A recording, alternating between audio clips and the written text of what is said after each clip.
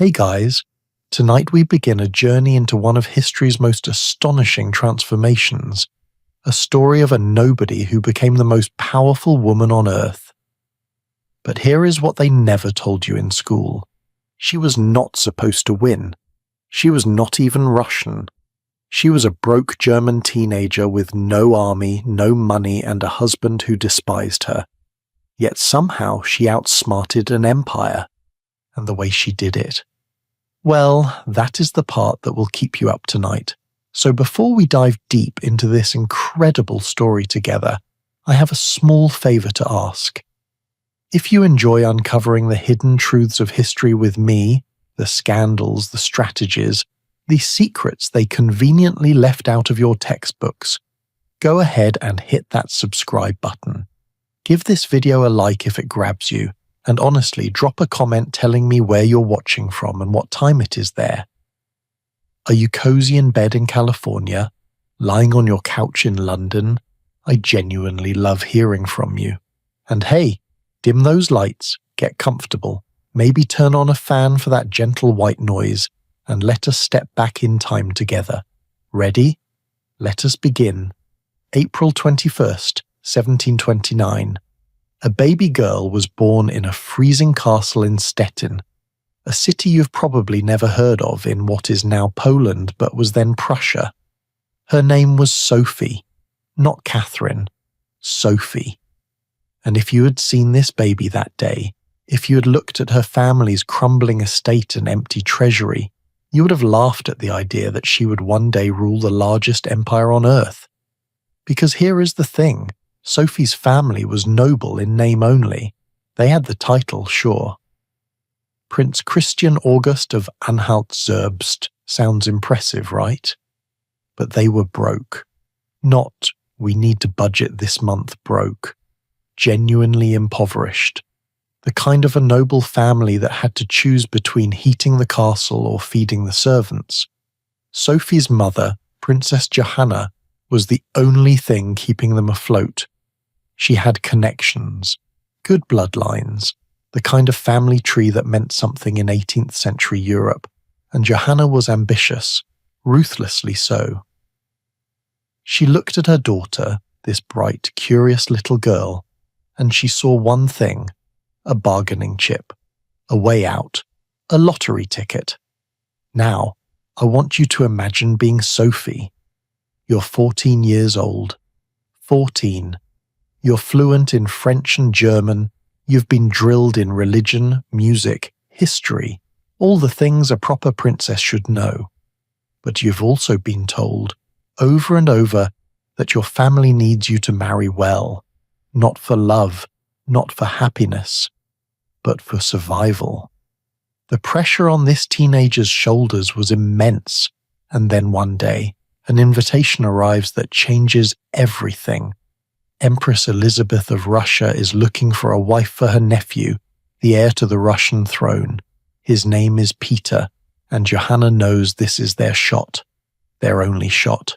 So in January 1744, in the dead of winter, 15-year-old Sophie and her mother climb into a carriage and begin the long, freezing journey to Russia. Sophie had no idea that she would never see her homeland again. Never. For the remaining 52 years of her life, she would not once return to Germany. Think about that for a moment. 15 years old, leaving everything you have ever known, heading to a foreign country where you do not speak the language, to marry a boy you've never met, to become part of a family that could kill you if you step out of line. And when Sophie finally met Peter, it was a disaster.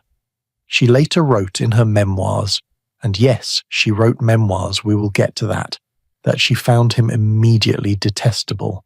Those are her words, detestable. He was pale, sickly, obsessed with toy soldiers, and had a drinking problem at 16 years old. 16. They stayed at opposite ends of the palace. She could not stand him. But here is where it gets interesting, where you start to see the brilliance forming in this young girl's mind. Because Sophie realized something crucial. She might not be able to control who Peter was, but she could absolutely control who she became. And so, she made a decision that night, a decision that would define her entire life. She was going to become more Russian than the Russians. Think about the audacity of that. This German teenager decided she was going to out-Russian everyone at court, including the actual Russians, and she started immediately. First, she converted from Lutheranism to Russian Orthodoxy. She took a new name, Catherine, not Sophia, the Russian version of Sophie. Catherine, Yekaterina Alexeyevna. She studied the Orthodox faith with an intensity that shocked everyone. But it was the language that really showed her determination. Catherine did not just learn Russian. She obsessed over it. And here is the detail that absolutely floors me every time. She would wake up in the middle of the night, in the freezing Russian winter, walk barefoot on the cold floor of her bedroom, and practice Russian pronunciation. Barefoot, in winter, in Russia. Do you understand how cold that is? She did this night after night after night, pacing back and forth, whispering Russian words to herself in the dark. And you know what happened? She got pneumonia, nearly died from it in 1744. The girl almost killed herself trying to learn Russian. But did she stop? No, she got sicker, developed pleurisy on top of the pneumonia. The cure back then was bloodletting. They would cut you open and drain your blood because they thought it would balance your humours. Medieval stuff. Catherine endured 4 bloodletting sessions in a single day. 4. And when she recovered, you know what she did? She went back to studying. Harder. Now let us talk about Empress Elizabeth because she is a crucial part of this story. Elizabeth was the one who had chosen Sophie to marry Peter. But Elizabeth had one massive problem. Peter and Catherine were not producing an heir. And in a monarchy, that is not just a problem, it is a crisis. It is your whole legitimacy. So Elizabeth started asking questions, uncomfortable questions. And eventually the embarrassing truth came out. Peter did not know how to be a husband. I am not kidding. The heir to the Russian throne, 17 years old, did not understand the basics of marital relations. Elizabeth's solution? She brought in a young widow to educate Peter. Yes, you heard that right. They brought in another woman to teach the future emperor how to be intimate with his wife. And apparently Peter proved to be a receptive student, because 9 years after their marriage, 9 years of waiting, of humiliation, of everyone at court whispering about Catherine's failure to produce an heir, she finally became pregnant. On October 1st, 1754, Catherine gave birth to a son. They named him Paul. He was the heir to Russia, the future emperor. Everyone celebrated. But here is the secret that Catherine later revealed, a secret that would haunt Russian history. She claimed Paul was not Peter's son. She said the father was Sergei Saltykov, a handsome young officer at court, her lover, which would mean the entire Romanov line from that point on was illegitimate. Now, historians actually debate this. Some say she was telling the truth. Others say she made it up later to undermine Paul when they had their falling out. And here is the funny part, the evidence against Catherine's claim. Paul grew up looking exactly like Peter, stout, ugly, kind of awkward, whereas Catherine and Sergei were both reportedly gorgeous. So basically, historians debunked this scandal using 18th century hot or not. If that does not make you smile, I do not know what will. But think about what those 9 years must have been like for Catherine. 9 years of failure in everyone's eyes, 9 years of whispers, of Empress Elizabeth's disappointment, of wondering if she would be sent away, divorced, disgraced. And she could not control Peter, could not fix him, could not force him to be someone he was not.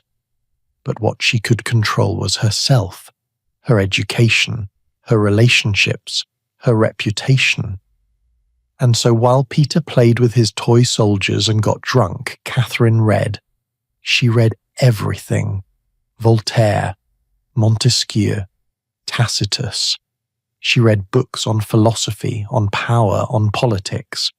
She was not just learning Russian language and culture.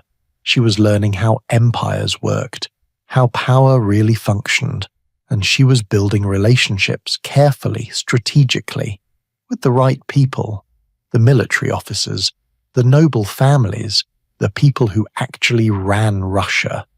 See, here is what I find so fascinating about this period of Catherine's life, those early years in Russia before she took power. She was in what most people would consider an impossible situation. Foreign-born, no power base, married to an idiot, constantly watched and judged. Most people in that position would have given up, or at least just accepted their fate as a decorative princess. But Catherine was playing chess while everyone else was playing checkers. She understood something profound about power. It is not about your starting position. It is about patience, strategy, and being ready when your moment comes. Because here is the real lesson from this part of Catherine's story, the part they never emphasize in history class. Sometimes the most powerful thing you can do is wait. Not passive waiting, active waiting, learning, building, preparing. Catherine spent nearly 18 years preparing.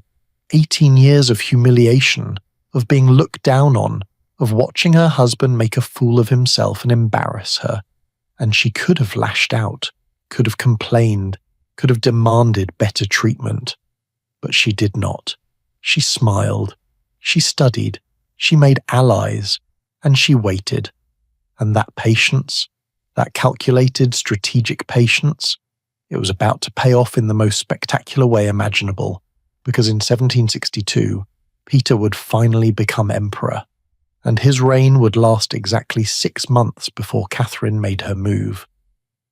But how does a foreign-born woman with no army overthrow the Emperor of Russia?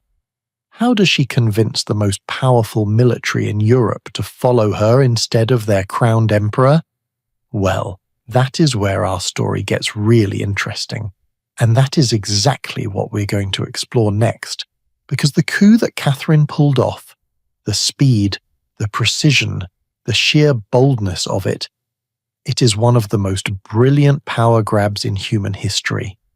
So stay with me, because you are not going to believe what happens next. So you're probably wondering, what was it actually like to be married to Peter? I mean, we talked about him being detestable, about the toy soldiers, about his drinking. But let me paint you a fuller picture, because the reality was so much stranger and sadder than you might imagine. Picture this. You're Catherine, now in your 20s. You've done everything right. You've learned Russian, converted to Orthodoxy, produced an heir. You've played by all the rules. And your reward? You get to watch your husband play with dolls. No, seriously. Peter had a massive collection of toy soldiers, hundreds of them, maybe thousands, and he was not just casually interested, he was obsessed. He would spend entire days arranging them in battle formations on tables in his rooms, staging elaborate military campaigns, a grown man, the future emperor of Russia, playing with action figures. But here is where it gets truly bizarre. Peter had a dog, little rat terrier, and one day, this dog did what dogs do. It knocked over some of Peter's toy soldiers during one of his imaginary battles, and Peter, the heir to the Russian throne, put the dog on trial. An actual trial. He had a little court-martial set up, complete with tiny judge and jury made of toys. He found the dog guilty of treason and had it hanged. Hanged. A dog. For knocking over toys. Can you imagine being Catherine, watching this happen? Watching your husband execute a dog for interrupting his playtime? and having to keep a straight face because you're at the Russian court and showing disrespect to the Grand Duke could get you exiled or worse.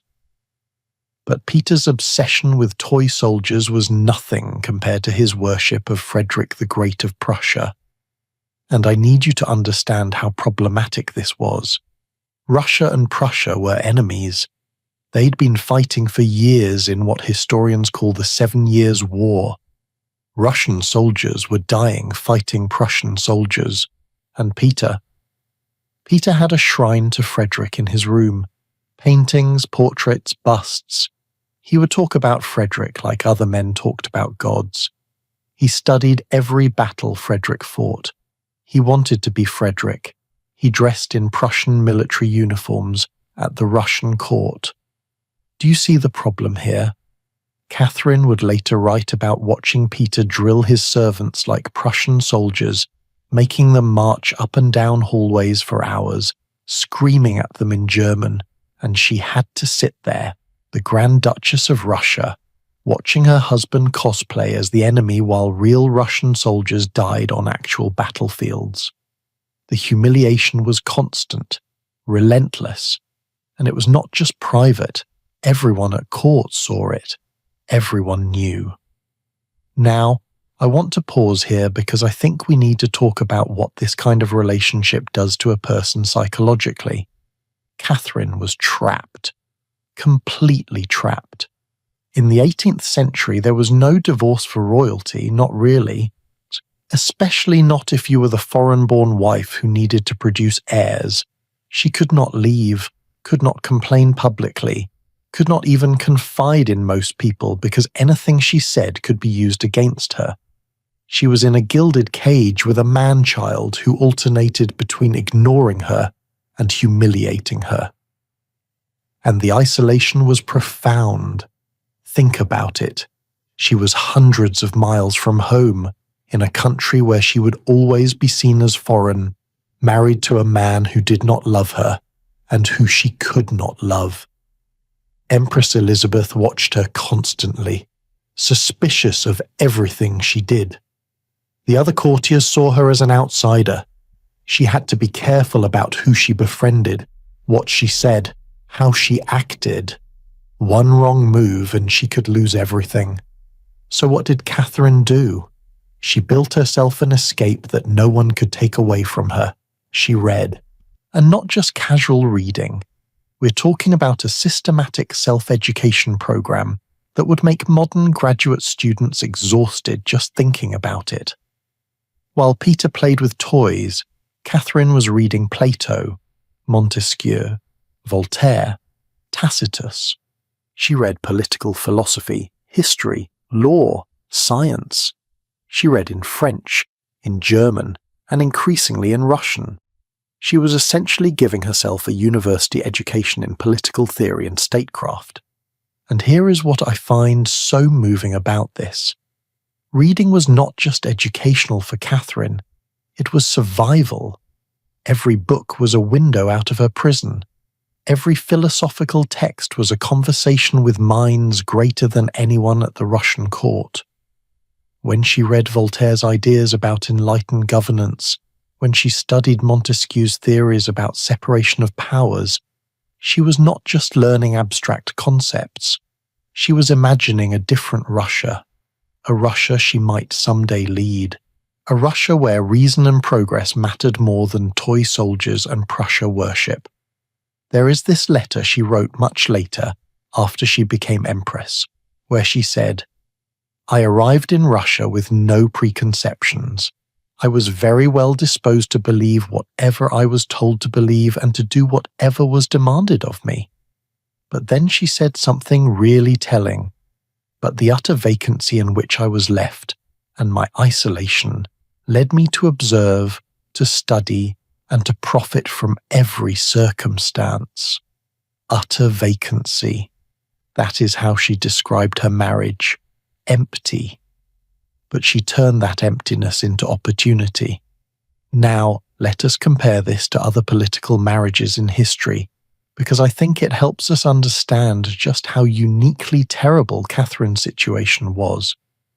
Take Marie Antoinette and Louis XVI of France, also an arranged marriage, also had problems in the bedroom initially, also ended badly. But Louis, for all his faults, was not actively cruel to Marie Antoinette. He was awkward and indifferent, sure, but not sadistic. Or look at Eleanor of Aquitaine and Louis VII. That marriage failed, but Eleanor got an annulment and went on to marry Henry II and became one of the most powerful women in medieval Europe. She had options, eventually. But Catherine had something different. She had a husband who was not just incompetent but actively destructive. Peter did not just ignore Russia's interests, he worked against them. He did not just fail to love Catherine, he seemed to enjoy humiliating her. There is this incident that really captures it. At a dinner party, in front of the entire court, Peter called Catherine a fool, out loud, at the dinner table. He got drunk as usual and just started mocking her intelligence in front of everyone. And Catherine had to sit there, smile, and pretend it did not hurt. Because showing weakness at the Russian court was dangerous. Do you know what that does to a person? Being called stupid in public when you're actually the smartest person in the room? When you've been reading political philosophy while your husband plays with toys, it creates this fascinating combination of rage and determination, and you can see it in how Catherine started to move. Slowly, carefully. She began cultivating relationships with people who mattered, military officers who were tired of losing wars because of Peter's pro-Prussia stance, nobles who saw Peter's immaturity and worried about Russia's future, court officials who recognized Catherine's intelligence even if they could not acknowledge it openly. She was not plotting a coup, not yet, but she was building a network, a foundation. Because Catherine understood something that Peter never did. Power in Russia did not actually come from the crown. It came from the army, the nobility, and the Orthodox Church. And Peter was alienating all three. The army hated him because of his Prussia worship. The nobility was nervous because he was unpredictable and kept threatening their privileges. The church was suspicious because he talked about Protestant ideas and made fun of Orthodox traditions. Peter was systematically destroying every pillar that held up the Russian throne, and he had no idea he was doing it. Meanwhile, Catherine was doing the opposite. She attended Orthodox services faithfully. She learned Russian customs and celebrated them. She was respectful to the nobility. She befriended the military officers' wives. She was becoming Russian in a way that Peter, who was actually born closer to Russia than Catherine was, would never manage. And here is the modern parallel that I think is so relevant. How many times have you seen someone in a position they did not earn, someone incompetent and arrogant, making life miserable for everyone around them? Maybe it is a boss who got promoted because of connections. Maybe it is a colleague who takes credit for others' work. Maybe it is a leader who values loyalty over competence. Peter was that person at the highest possible level, and Catherine was the competent one who had to smile and pretend she did not notice. But Catherine was learning something crucial during these years of humiliation. She was learning exactly what not to do. Every stupid decision Peter made, every bridge he burned, every ally he alienated. She was taking notes. Mental notes. She was studying power by watching someone spectacularly fail at wielding it. There is this concept in leadership theory called learning from negative examples. Sometimes the best teacher is watching someone do everything wrong. And Peter was a masterclass in how to lose an empire. He taught Catherine through his failures exactly how fragile power really is, how it depends on relationships, on perception, on knowing when to be strong and when to be subtle. Peter had the title, the crown, the authority, but he had no idea how to actually use power, And Catherine was learning that having power and knowing how to use it are two completely different things. By 1761, things were reaching a breaking point. Empress Elizabeth was dying. Everyone knew it. And everyone also knew that when Peter became emperor, things were going to change drastically. And not in a good way. Catherine could feel it. The tension, the worry, the way people looked at Peter and then looked at her as if calculating, as if wondering, as if asking themselves a question they could not quite voice. Is there another way? And then, in January 1762, Elizabeth died. Peter became Emperor Peter III of Russia, and Catherine's worst fears began to come true immediately, because now Peter had ultimate power, and he was about to use it in ways that would shock the empire and give Catherine the opening she'd been preparing for, perhaps without even fully realizing it, for 18 years. But we're going to explore exactly how that happened, how Peter's 6-month reign became a case study in political self-destruction, and how Catherine turned her greatest weakness, being underestimated, into her greatest weapon. January 1762, Peter III was finally emperor, and you know what his first official act was? Within days of becoming the most powerful man in Russia, he ended the war with Prussia, just like that. Russia had been fighting Prussia for 7 years. Thousands of Russian soldiers had died. Russia was actually winning. They had captured Berlin. The Prussian king, Frederick the Great, was on the verge of defeat. Russia was about to become the dominant power in Europe, and Peter gave it all away. For nothing. Let me be clear about what this meant. Russia withdrew from all conquered territories. Peter returned everything Russia had won. He offered Frederick 12,000 Russian troops to fight against Austria, Russia's ally. He essentially switched sides in the middle of a war. Imagine being a Russian general who had just captured enemy territory, lost men under your command, and then your new emperor tells you to give it all back and go fight for the enemy. How would you feel? Frederick the Great himself could not believe his luck. He had been ready to surrender.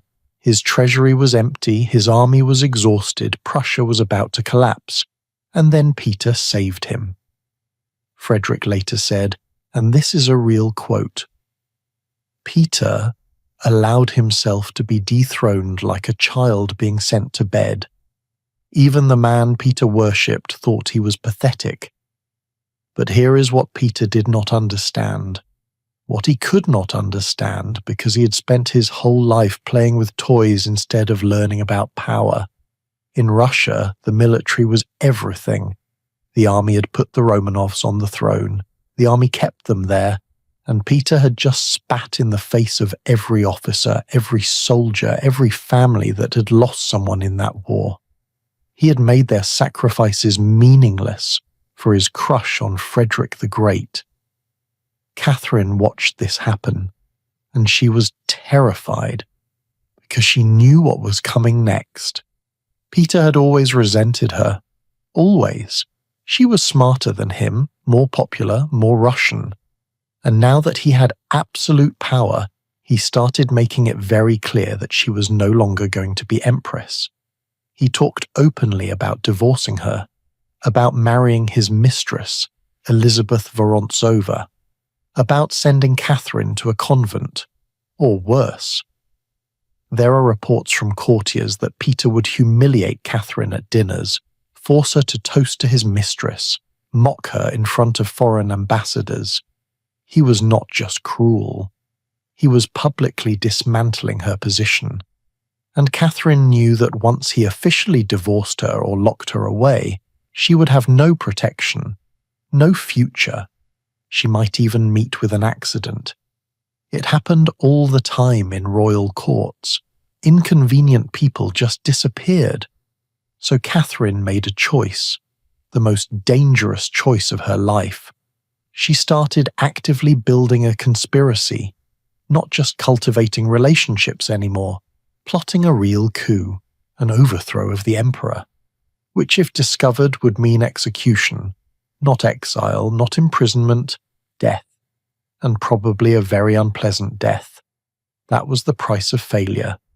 But she had allies now, real allies, and the most important were the Orloff brothers, Grigory, Alexei, and their 3 other brothers, 5 brothers total, all military officers, all connected, all loyal to Catherine.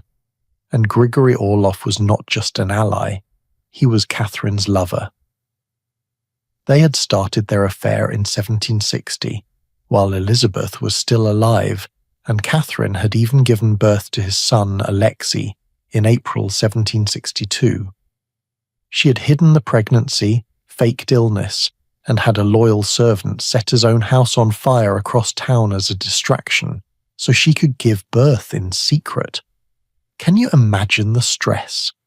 Being pregnant with your lover's child while your husband is about to become emperor and is already talking about divorcing you. But Grigory Orloff was more than just a romantic partner. He was a hero to the soldiers. He had fought in the 7 Years' War, been wounded multiple times, was known for bravery and loyalty, and his brothers were equally influential in the military. If the Orloffs were on your side, you had the army, or at least a significant part of it. The conspiracy grew slowly. Catherine was careful, so careful. They could not move too fast or involve too many people. Every new person brought into the plot was a risk, someone who might panic, might betray them, might tell the wrong person. They needed the Izmailovsky Regiment, one of the most elite guards units. They needed the Semenovsky Regiment. They needed the support of key nobles, and they needed timing. Perfect timing. Because here is the thing about coups, and this is true throughout history, whether we're talking about ancient Rome or modern revolutions. The window of opportunity is usually tiny. You have to move when your enemy is weak, but before they realize they are weak. Too early, and you do not have enough support. Too late, and they have shored up their defenses. The timing has to be perfect, and Peter kept giving them opportunities.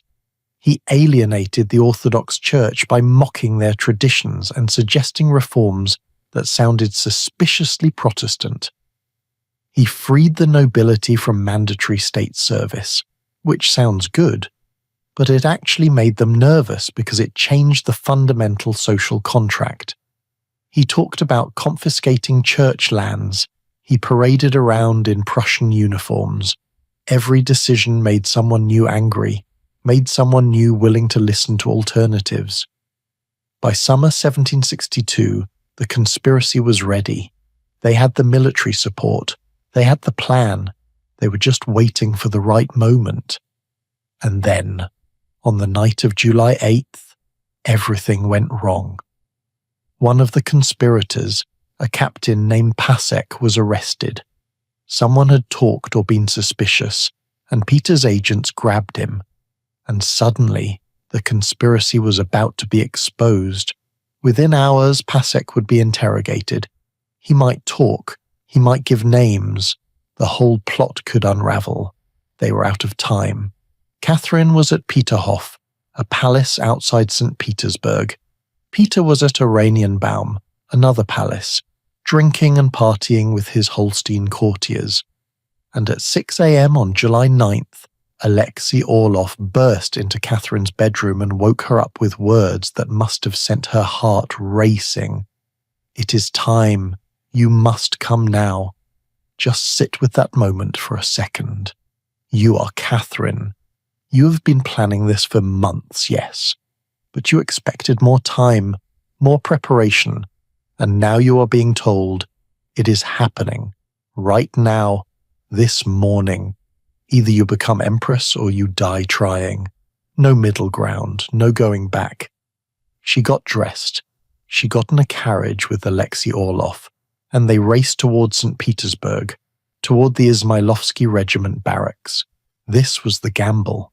If the soldiers supported Peter, Catherine would be arrested within the hour and probably executed by nightfall.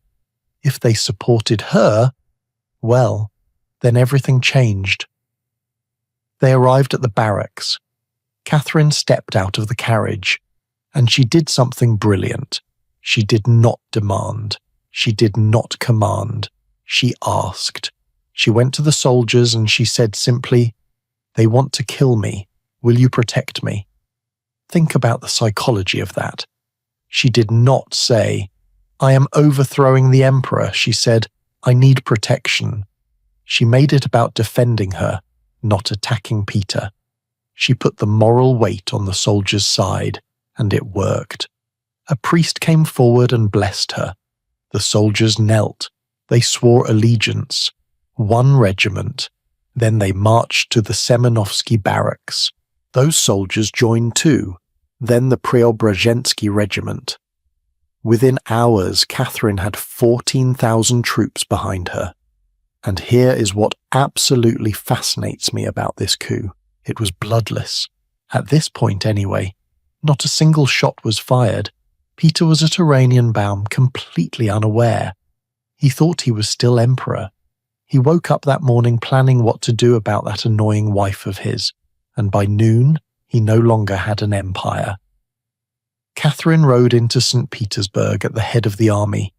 She went to the Kazan Cathedral where the clergy were waiting. They proclaimed her empress and sole ruler of Russia, not regent, not co-ruler, sole ruler, Catherine II. And the crowd went wild. People were celebrating in the streets, because here is the thing. Peter had been emperor for 6 months and everyone hated him. Everyone. The soldiers hated him for betraying them. The church hated him for mocking them. The nobles were nervous about his erratic behavior, and the common people saw him as foreign and weak.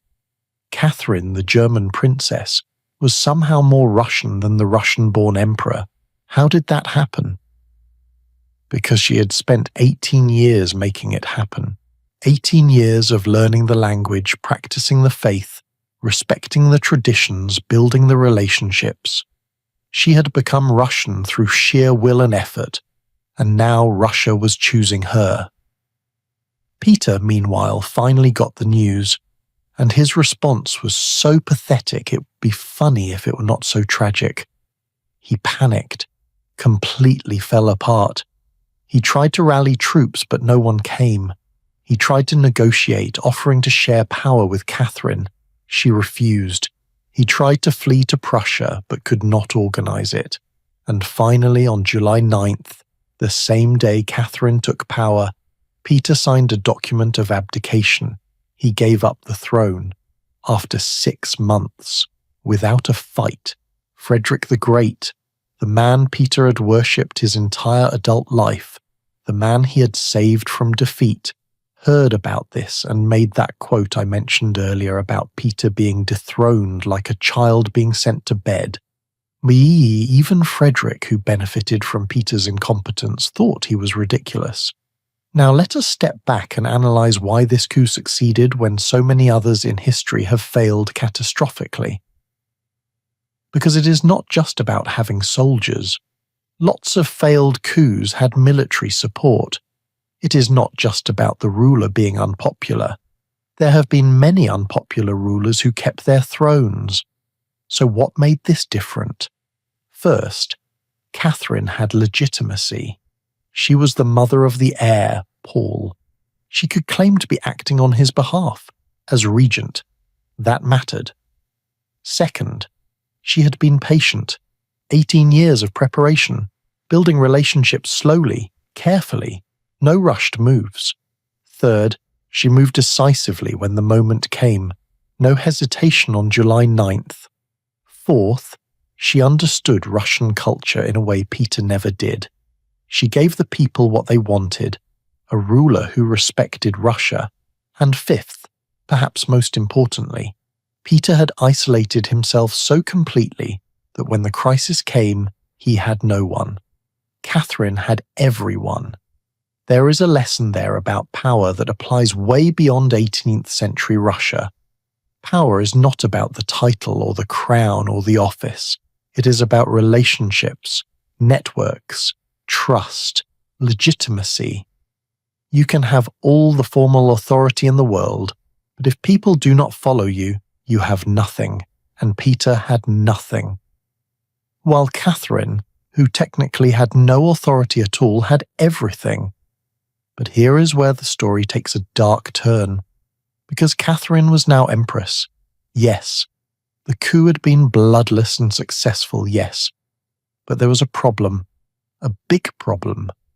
Peter was still alive, and as long as he was alive, he was a potential rallying point for opposition, a legitimate alternative, someone who could be used by Catherine's enemies to challenge her rule. And 8 days after the coup, Peter III died under very suspicious circumstances, and the question that would haunt Catherine for the rest of her reign was simple.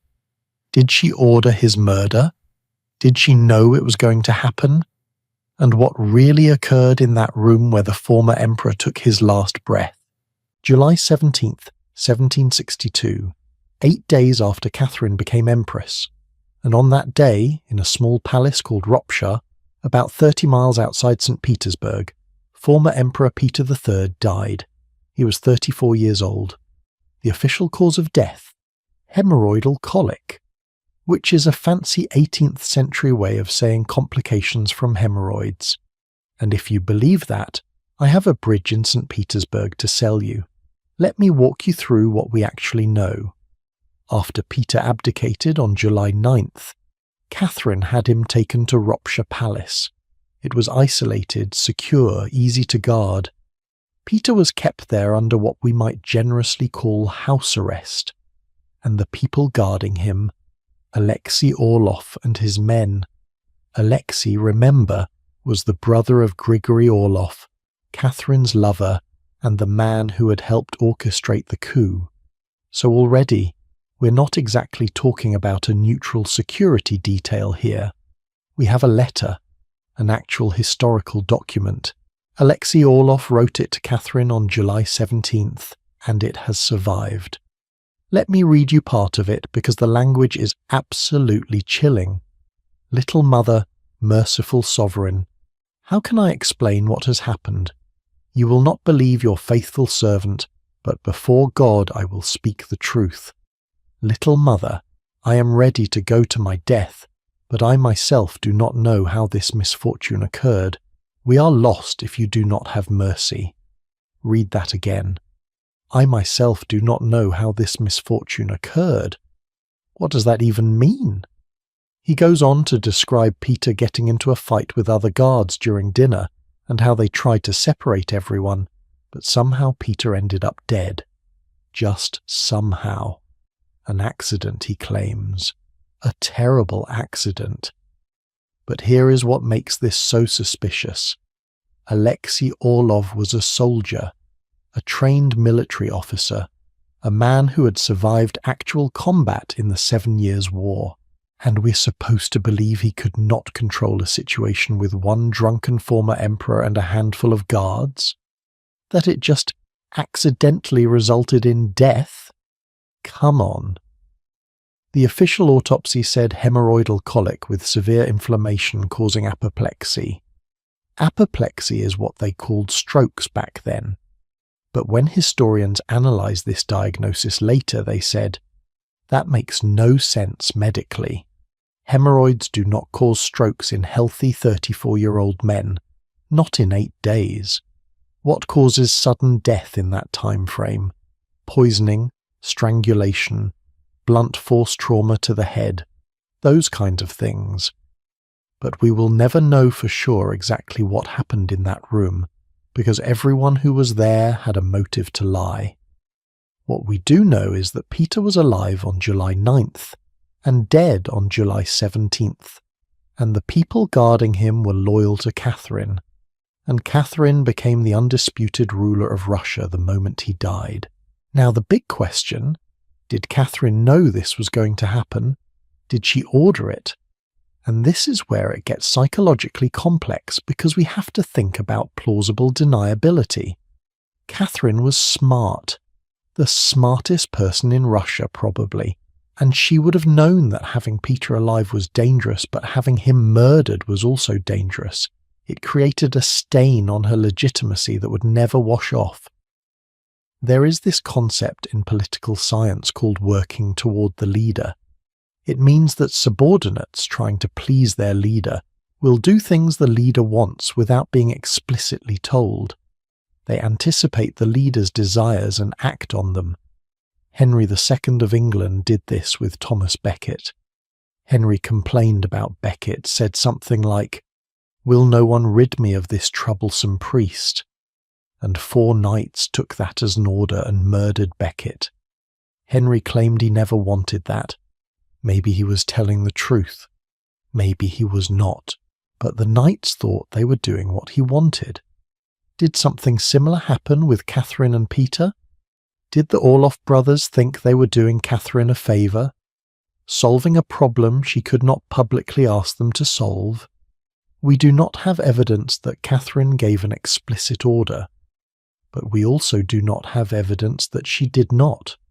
And the fact that Alexei Orlov felt he needed to write that letter, that defensive, nervous letter, suggests he knew this looked bad, really bad. What we do have is Catherine's reaction when she found out, and this is documented. She said, "My glory is spoilt. Posterity will never forgive me. Not, how terrible. Not, who did this? But my glory is spoilt." As if she understood immediately that this death, regardless of her involvement, would define how history remembered her. And she was right. We are still talking about it 260 years later. Think about what that statement reveals. Catherine was thinking about her legacy in the immediate aftermath of her husband's death. Not about grief, not about justice, but about how this would look. Which tells us something about Catherine. She was always thinking 3 steps ahead, always calculating, which is what made her a brilliant ruler. But it also makes you wonder, how much did she calculate about Peter's death? Let me give you some context by comparing this to other suspicious royal deaths throughout history. Edward II of England, deposed in 1327, supposedly died in Berkeley Castle under mysterious circumstances. The rumour was he was murdered with a red-hot poker in a particularly gruesome way. Edward V and his brother, the princes in the Tower, disappeared in 1483 and were probably murdered on orders from Richard III. Tsar Paul I, Catherine's own son, was murdered in 1801 in a coup that his son Alexander almost certainly knew about in advance. Suspicious royal deaths are almost a tradition in monarchy, but here is what makes Peter's death different from those examples. In most cases, the murder was politically necessary and therefore justifiable in the eyes of those who did it. The princes in the Tower were potential rival claimants. Edward II had been deposed but could have been restored. Paul Thus was an erratic, dangerous tyrant. But Peter had already abdicated. He had signed the papers. He was no longer emperor. He was just a sad, pathetic former ruler locked in a palace.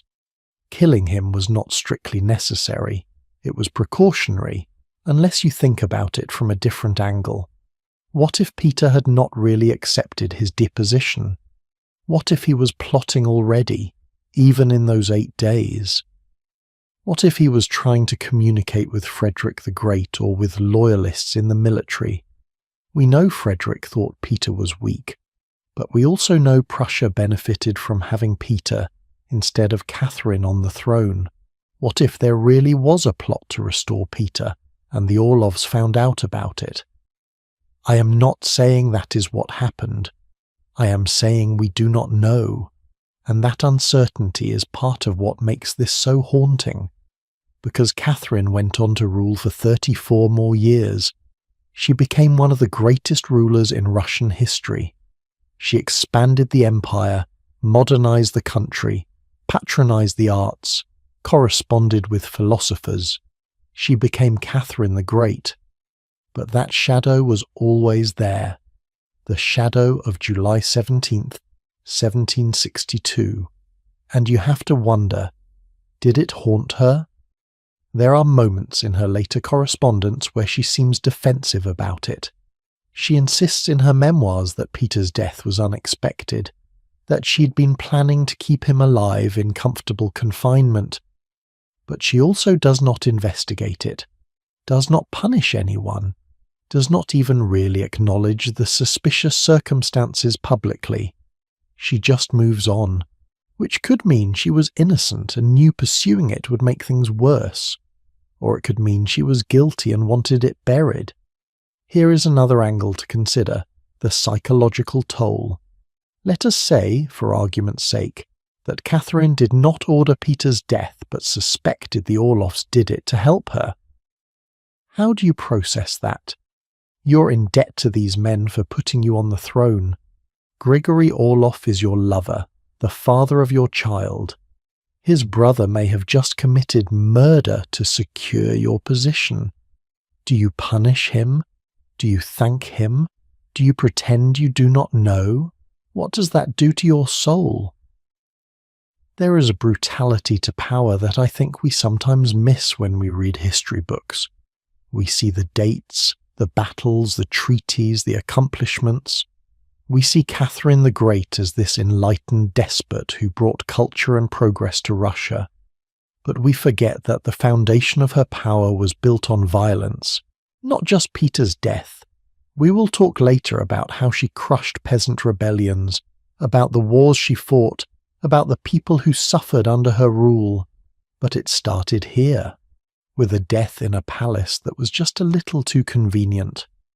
Now compare Catherine's situation to other leaders who came to power through questionable means.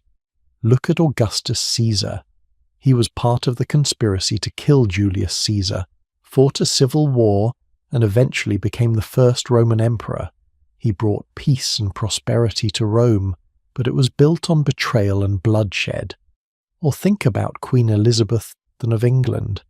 She did not personally order Mary Queen of Scots' execution. She signed the death warrant, sure, but then claimed she never meant for it to be carried out. Plausible deniability again, and Elizabeth is remembered as one of England's greatest monarchs. The question becomes, does the end justify the means? If Catherine had not taken power, Peter would have continued to destroy Russia. He would have given more away to Prussia, alienated more allies, maybe sparked rebellions or even revolutions. From a utilitarian perspective, removing Peter, even killing him, might have been the right thing for Russia. But does that make it morally acceptable? Where is the line? And this is where I think we, sitting here in the 21st century, have to be honest about something. We do not actually know what we would do in Catherine's position. It is easy to judge from a distance, to say, well, I would never condone murder, but would you? If you had worked for 18 years to survive, to build a future, and suddenly you were in power, but your enemy was still alive and could come back at any moment and destroy everything, what would you do? I am not saying murder is right. I am saying that moral clarity is a lot easier when your life is not at stake. Catherine made a choice, or allowed a choice to be made on her behalf. And that choice gave her the throne but cost her something too. That statement, "My glory is spoilt," it was not just about reputation. I think it was about how she saw herself. Catherine fancied herself an enlightened ruler, a philosopher queen inspired by Voltaire and reason and progress. And here she was, empress because of a coup and possibly a murder. The contradiction between her ideals and her reality must have been profound. But you know what is remarkable? She did not let it destroy her. She did not spiral into guilt or paranoia or cruelty, the way some rulers do after gaining power through violence. Instead, she seemed to channel it, to prove that Peter's death, however it happened, had been worth it because of what she would accomplish. She needed to be great to justify the cost. And maybe that is why she succeeded. Because she had to. Because anything less would mean that death had been for nothing. There is one more thing I want to point out about this whole situation, and it is about the nature of truth in history. We will never know exactly what happened on July 17th, 1762. The people who knew are all dead. The evidence is contradictory and incomplete. We can analyze, we can theorize, we can make educated guesses, but certainty, that is gone. And maybe that is the real point. Power at this level exists in a realm of shadows and uncertainties. The truth gets buried, deliberately or accidentally, and what survives is narrative, story, legend. And Catherine understood that. She understood that controlling the narrative was just as important as controlling the army, maybe more important. So did Catherine the Great murder her husband? I cannot tell you definitively. What I can tell you is that she benefited from his death, that the people who guarded him were her allies, that the circumstances were suspicious, and that she never really tried to find out what happened. Make of that what you will. But remember this, Catherine went on to rule for 34 years, and in those years she transformed Russia. Whether that transformation justified its bloody beginning is a question each of us has to answer for ourselves. But there is no question that from this dark moment emerged one of the most powerful reigns in history, and the question now is, how did she use that power? What did she actually do once the throne was secure? Because the story you've been told about Catherine's lovers is probably wrong. The myths, the scandals, the whispers, there is truth there, yes, but it is far more complex and far more interesting than the gossip suggests. Here is something that might surprise you. For over 2 centuries, Catherine the Great has been portrayed as history's most notorious nymphomaniac. The rumours are wild, endless sexual appetite, dozens of lovers, orgies, depravity, and every single history class, every documentary, every pop culture reference seems to repeat these stories as fact. But let me give you some actual numbers and watch how the narrative completely changes. From 1752 to 1796, that is 44 years, Catherine had 12 romantic relationships. 12. Over 44 years. Let us do the math together. That is an average of 1 relationship every 3.5 years. Most of these relationships lasted 2 years or longer. Some lasted a decade. Does that sound like a sex-crazed maniac to you? Or does it sound like someone who had serial monogamous relationships over the course of her adult life? But here is the kicker. While Catherine's 12 partners over 44 years made her a scandal, her male contemporaries were doing far worse and nobody blinked. Louis XV of France had hundreds of mistresses, literally hundreds. He had an entire mansion, the Parc aux Cerfs, dedicated to housing his conquests. Augustus the Strong of Poland claimed to have fathered over 300 children. 300, and these men are remembered as, what? Virile, powerful. Meanwhile, Catherine, with her 12 relationships, is remembered as a deviant. Why? I think you know why. Because she was a woman. And worse, she was a woman with power. And there is nothing that threatens patriarchal society more than a woman who has both power and sexual agency. So they turned her into a monster, a cautionary tale, a joke, anything to undermine what she actually accomplished. But let us talk about what was really going on with these relationships, because this is where it gets fascinating. Catherine did not just take lovers, she integrated them into her political machine.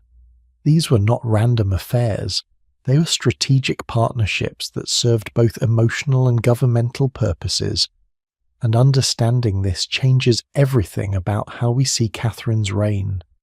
let us start with Stanislaus Poniatowski, because his story is absolutely wild and we have not really talked about him yet. Catherine met him in 1755 when she was 26 and he was 23. He was Polish, handsome, cultured, spoke multiple languages. He was working as a diplomat in St. Petersburg, and Catherine fell for him. Hard. This was not some calculated political move. This was genuine passion.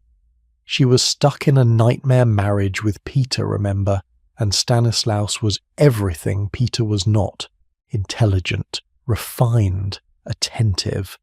They had an affair that lasted several years. Catherine became pregnant and gave birth to a daughter, Anna, in December 1757.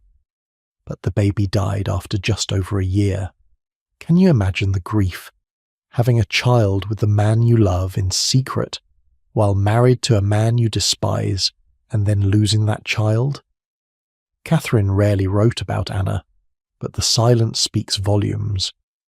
Now, here is where the political genius comes in. In 1763, a year after Catherine became empress, Poland was choosing a new king, and Catherine saw an opportunity. She threw Russia's full support, military and financial, behind Stanislaus, her former lover, and she got him elected King of Poland. Think about that. She made her ex-boyfriend a king. It sounds like something out of a romance novel, except it actually happened. But Catherine's plan was not romantic. It was strategic. She thought Stanislaus would be grateful, loyal, basically a puppet king who would do what Russia wanted. She would control Poland through him. Brilliant, right? Except it backfired spectacularly. Because Stanislaus, once he actually became king, started acting like a real king. He implemented reforms to strengthen Poland's independence.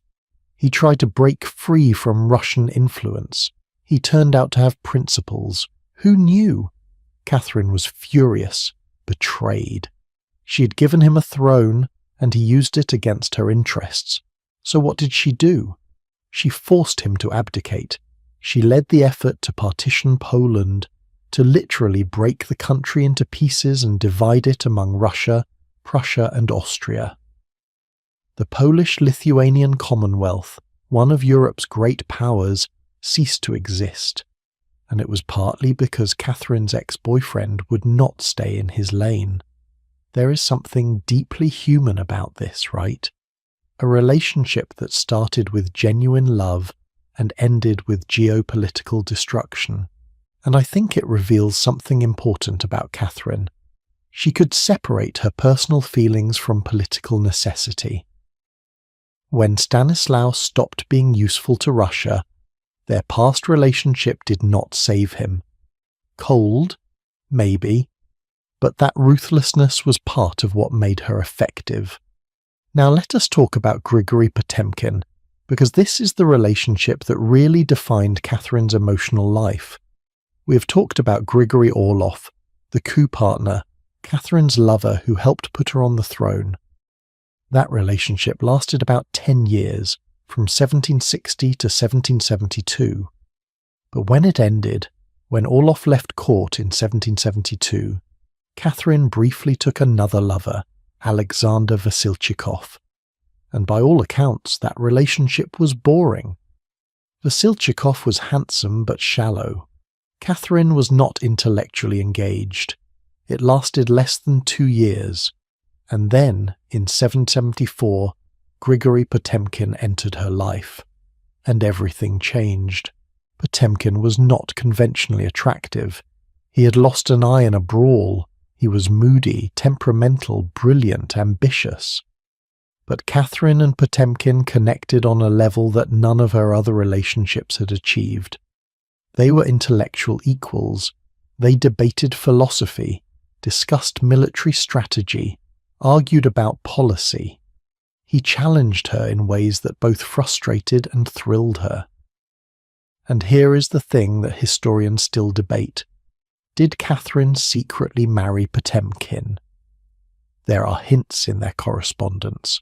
They called each other husband and wife in private letters.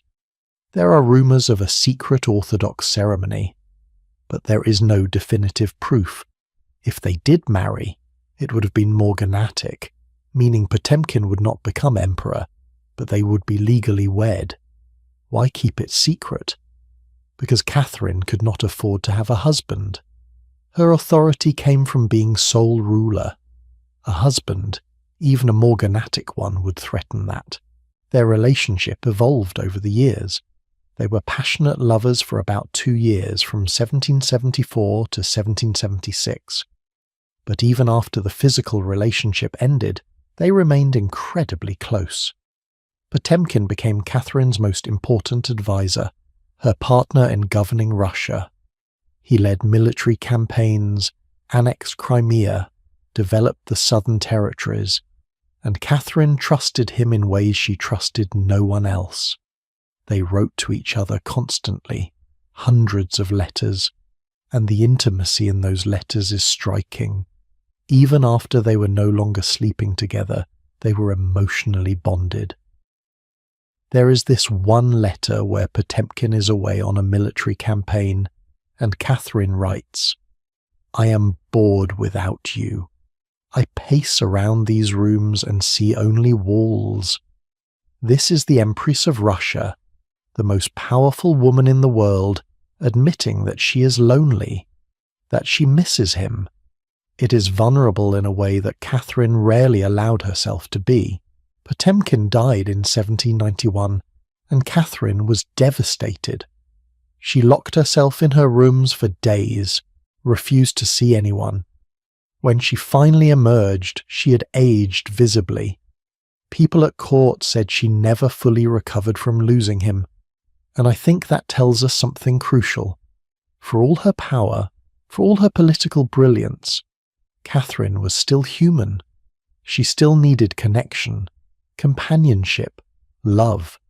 The crown did not protect her from heartbreak. Now, after Potemkin, Catherine took several other lovers, younger men mostly. Alexander Dmitriev Mamonov was one of them. He was in his 20s when their relationship began. Catherine was in her 50s, and here is where the gossip really intensified, because society could accept a woman in her 20s or 30s having affairs, but a woman in her 50s with a younger man, that was scandalous, disgusting, they said, unnatural. Mamonov eventually fell in love with one of Catherine's ladies-in-waiting, a 16-year-old girl, and eloped with her. And there is a rumour, probably not true, but it circulated, that Catherine had the girl whipped as revenge. The reality is probably less dramatic. Catherine was hurt, yes, humiliated, certainly. But she handled it with dignity. She gave the couple money and properties and sent them away from court. Not exactly the action of a vengeful monster. But the scandal points to something bigger, the double standard that Catherine faced. When older kings took young mistresses, which happened constantly throughout history, it was expected, a sign of their virility. But when Catherine did the equivalent, it was proof of her depravity, and this double standard was weaponized against her by her enemies, particularly Frederick the Great of Prussia. Frederick, remember, had benefited enormously from Catherine's husband's stupidity. But Catherine was no fool, and Frederick knew it. He could not defeat her politically or militarily, so he attacked her reputation instead. He is the one who said, and this quote is documented about Catherine, "A woman is always a woman, and, in feminine government, the cunt has more influence than a firm policy guided by straight reason." Read that again. This is one of the most powerful men in Europe, and his criticism of Catherine, a woman who expanded Russia by 200,000 square miles, who modernized the government, who made Russia a dominant European power, was essentially, well, she's a woman, so obviously she's ruled by her genitals. The misogyny is breathtaking, and it worked. Those attitudes shaped how Catherine was remembered for centuries. Even her own son, Paul, who hated her for various reasons, passed a law after she died forbidding women from ever ascending to the Russian throne again. Think about that. Catherine ruled successfully for 34 years, transformed Russia, and her son's response was to make sure no woman could ever do it again. The sexism was institutional. But here is what I find most interesting about Catherine's approach to her lovers. She was open about them. She did not sneak around or hide them in separate palaces. She brought them to court, gave them official positions, acknowledged them publicly. Why? Because she understood that secrecy creates vulnerability. Secrets can be exposed, used as blackmail, weaponized. But if you are open about something, it loses its power to harm you.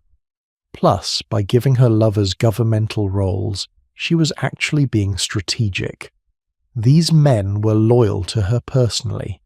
They owed their positions to her favor, and in a court full of ambitious nobles with their own agendas, having people whose success was tied directly to yours was smart politics. Grigory Orlov became head of the artillery. Potemkin became Governor-General of the Southern Territories. These were not just ceremonial titles, these were real positions of power, and the men who filled them had every incentive to make Catherine's reign successful.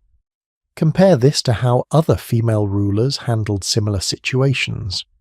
Elizabeth I of England never married, never took acknowledged lovers, presented herself as the Virgin Queen. It was a different strategy, power through purity. But it also meant Elizabeth was isolated, had no intimate partners, no one she could fully trust. She died alone, surrounded by courtiers who were already planning for her successor. Or look at Maria Theresa of Austria, Catherine's contemporary. Maria Theresa was married, had 16 children, and presented herself as the perfect wife and mother.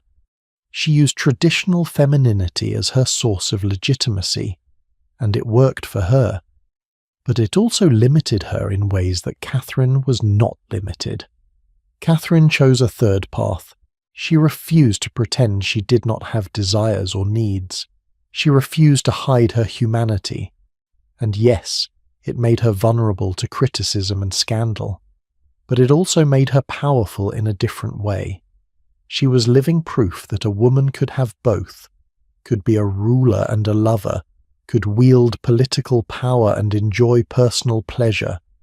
And that was revolutionary, threatening, unacceptable to the men who wanted to keep women in narrowly defined roles. You know what is depressing? We're still dealing with this. Think about how modern female politicians are scrutinized about their appearance, their relationships, their families in ways that male politicians are not. Think about the sexist language used against women in power. The double standards have not gone away. They have just gotten more subtle. Sometimes. Catherine's response to all the gossip and scandal. She kept doing exactly what she wanted. She kept taking lovers. She kept promoting them to positions of power. She kept ruling Russia brilliantly. And she proved, through 34 years of successful reign, that the misogynistic critics were wrong. A woman could govern with both her intellect and her heart. A woman could be powerful and passionate. A woman could refuse to apologize for being human. But there is one scandal about Catherine that has persisted more than any other. One story that seems to define her legacy in popular culture more than her actual accomplishments. And that story involves villages, a journey to Crimea, and one of history's most successful propaganda campaigns. Because what if I told you that one of the most famous things everyone knows about Catherine the Great is probably a complete fabrication, and that the truth of what really happened reveals something profound about how history gets written and who gets to write it?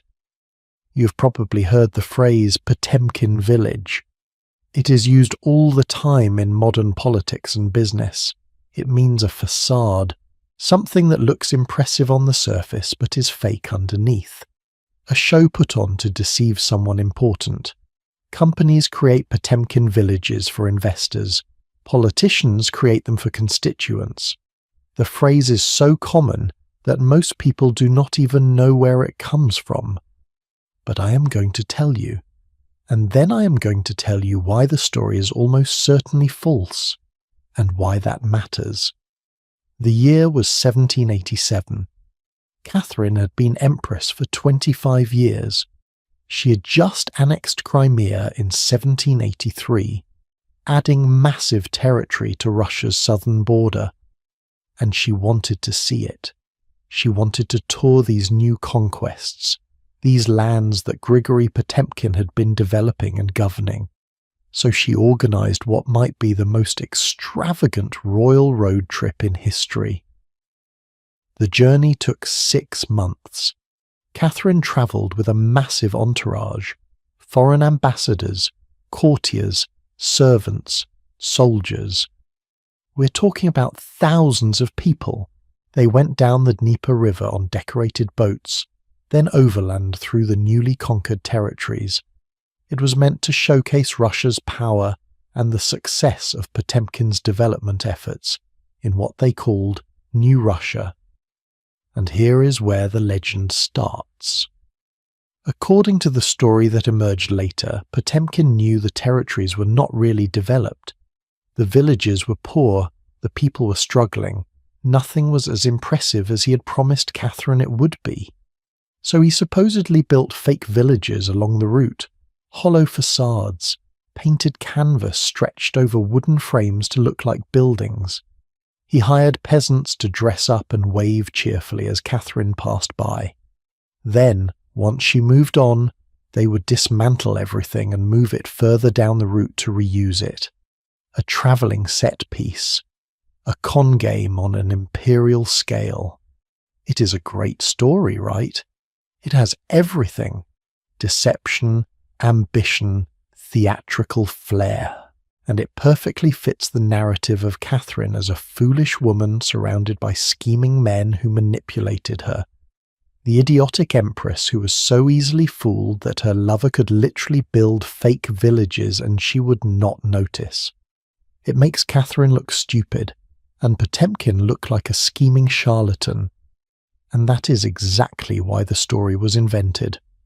Because here is the thing. Modern historians, actual academics who have studied the primary sources, say this almost certainly never happened, or at the very least it has been wildly exaggerated. Let me walk you through why. First, who started this rumour? A Saxon diplomat named Georg von Helbig. He was not even on the trip. He was not an eyewitness. He heard it from someone else and wrote about it years later in 1797, after both Catherine and Potemkin were dead and could not defend themselves.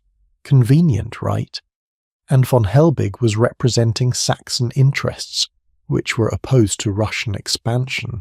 He had every motive to make Russian achievements look fake. Second, there were foreign ambassadors on this trip. The Austrian Emperor Joseph II was literally there.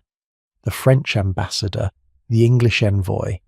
These were sophisticated, educated men who had travelled extensively. Are we really supposed to believe they were all fooled by painted canvas? That not one of them noticed they were looking at fake buildings? That not one of them mentioned it in their detailed reports back home? Because we have those reports.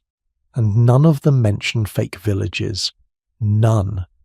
Third, and this is the part that makes the whole story collapse, we have evidence of what Potemkin actually built. Archaeological evidence, records of construction, cities that still exist today. Kherson, founded in 1778. Nikolaev, founded in 1789. Sevastopol, the massive naval base. These were not fake. These were real cities with real populations, real infrastructure, real economic activity. You cannot fake a naval base. You cannot fake a city. So what probably happened? Potemkin likely did some beautification along the route. Maybe he had villages cleaned up, painted, decorated for Catherine's visit. Maybe he had the best-dressed peasants positioned along the route. Maybe he moved some herds of cattle to be visible at strategic points. That is not a massive deception. That is what we would today call staging. It is what every modern politician does when they visit somewhere. Clean up the route, put your best foot forward, manage the optics. We do not call that fraud. We call that politics. But Potemkin's enemies took that grain of truth and exploded it into a massive lie. And the lie stuck. For over 200 years, Potemkin village has meant elaborate fakery, and most people still believe it happened. Why does this matter?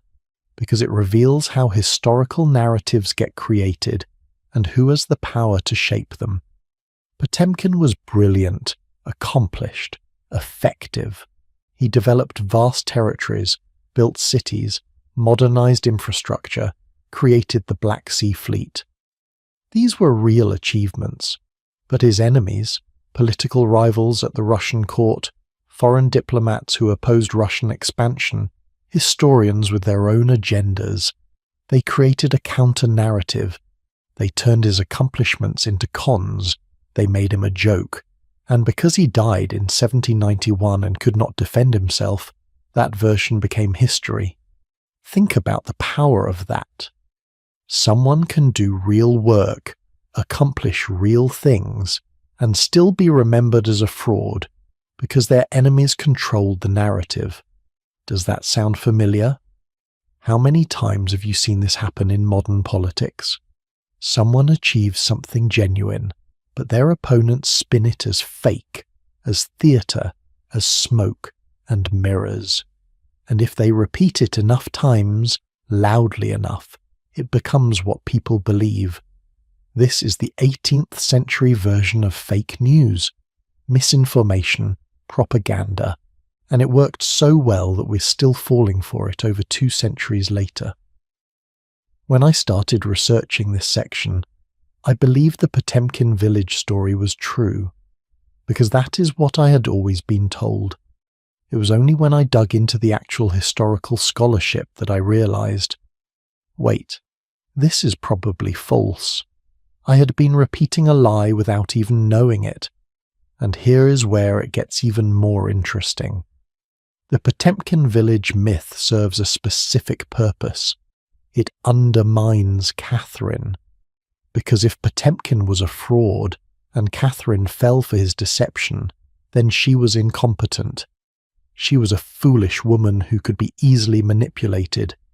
Never mind that she ruled successfully for 34 years. Never mind that she expanded the empire by 200,000 square miles. Never mind that she modernized Russia's government, legal system, and culture. If she could be fooled by fake villages, then clearly she was not really that smart, was she?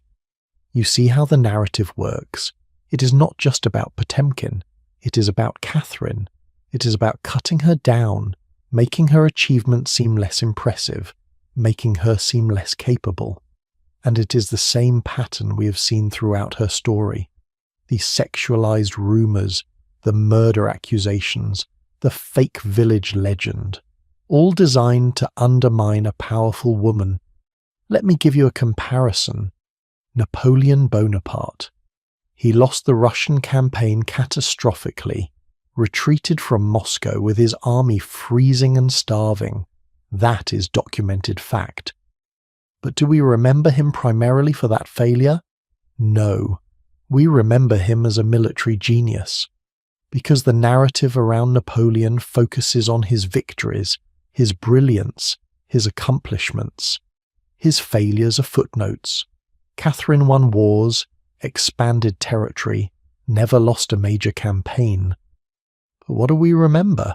Fake villages and sexual scandals. The double standard is staggering. Now let us talk about what Potemkin actually accomplished, because that is the story that should have been told. When Catherine annexed Crimea and the southern territories, They were sparsely populated, underdeveloped, vulnerable. The Ottoman Empire was still a threat. These territories needed infrastructure, defense, settlers, and Potemkin delivered. He founded cities, not fake ones, real cities that you can visit today. He built the Black Sea Fleet from nothing. Think about what that means. Shipyards, naval bases, trained sailors, officers, supply chains. You cannot fake a navy. He established agricultural settlements, encouraging immigration from across Europe. He built roads, ports, administrative buildings. Was all of this perfect? No. Was some of it probably exaggerated in his reports? Maybe. But was it fundamentally fake? Absolutely not. There is a historical document, a letter from Catherine to Potemkin in 1787 during that famous trip. She writes about how impressed she is with the development she is seeing, about the new buildings, the thriving settlements, the progress. Now, either Catherine was a complete fool who could not tell real buildings from canvas, or she was seeing real development. And everything we know about Catherine suggests she was not a fool. But here is the really clever part of the Potemkin village myth. It is unfalsifiable. If you point out the real cities, the real infrastructure, the real accomplishments, the response is, but those were built after the trip to cover up the fraud. If you point out that foreign ambassadors did not report seeing fakes, the response is, well, they were fooled too. If you note that there is no contemporary evidence for the fake villages, the response is, of course not, they covered it up well. It is a conspiracy theory, and like all good conspiracy theories, it is structured so that any evidence against it can be explained away. That is how you know it is probably false. Real historical events leave traces, contradictions, evidence. Perfect narratives that explain everything and have no loose ends. Those are usually invented. So why did the story spread so successfully? Because it is a good story. It has drama, irony, spectacle. It is the kind of anecdote that people remember and repeat. Did you know Catherine the Great was fooled by fake villages? It is a great dinner party fact, except it is not a fact. It is a legend. But legends often have more staying power than truth, and there is a lesson in that about how we consume information today. How many stories do we believe simply because they are dramatic? Because they fit our pre-existing assumptions? Because they are repeated often enough by enough people? How often do we check the sources, verify the facts, consider who benefits from a particular narrative? The Potemkin village story benefited everyone who wanted to undermine Catherine and Russian expansion. It made Russia's accomplishments seem hollow. It made Catherine seem gullible. It made Potemkin seem corrupt. And because it was such a useful narrative for so many people, it spread. It became conventional wisdom. And conventional wisdom is incredibly hard to dislodge, even when it is wrong. I want you to think about something for a moment. What other historical facts have you learned that might actually be myths? How many times have you repeated something you heard without checking if it is really true? I am not trying to make you paranoid about all knowledge. I'm suggesting that we should approach history with a little more skepticism, a little more curiosity about sources and motives. Because history is not just a collection of facts, it is a collection of stories, and stories are told by people with perspectives and agendas. The winners write history, yes, but so do the propagandists, so do the gossips, so do the enemies of powerful women who want to cut them down to size. Catherine understood this, by the way.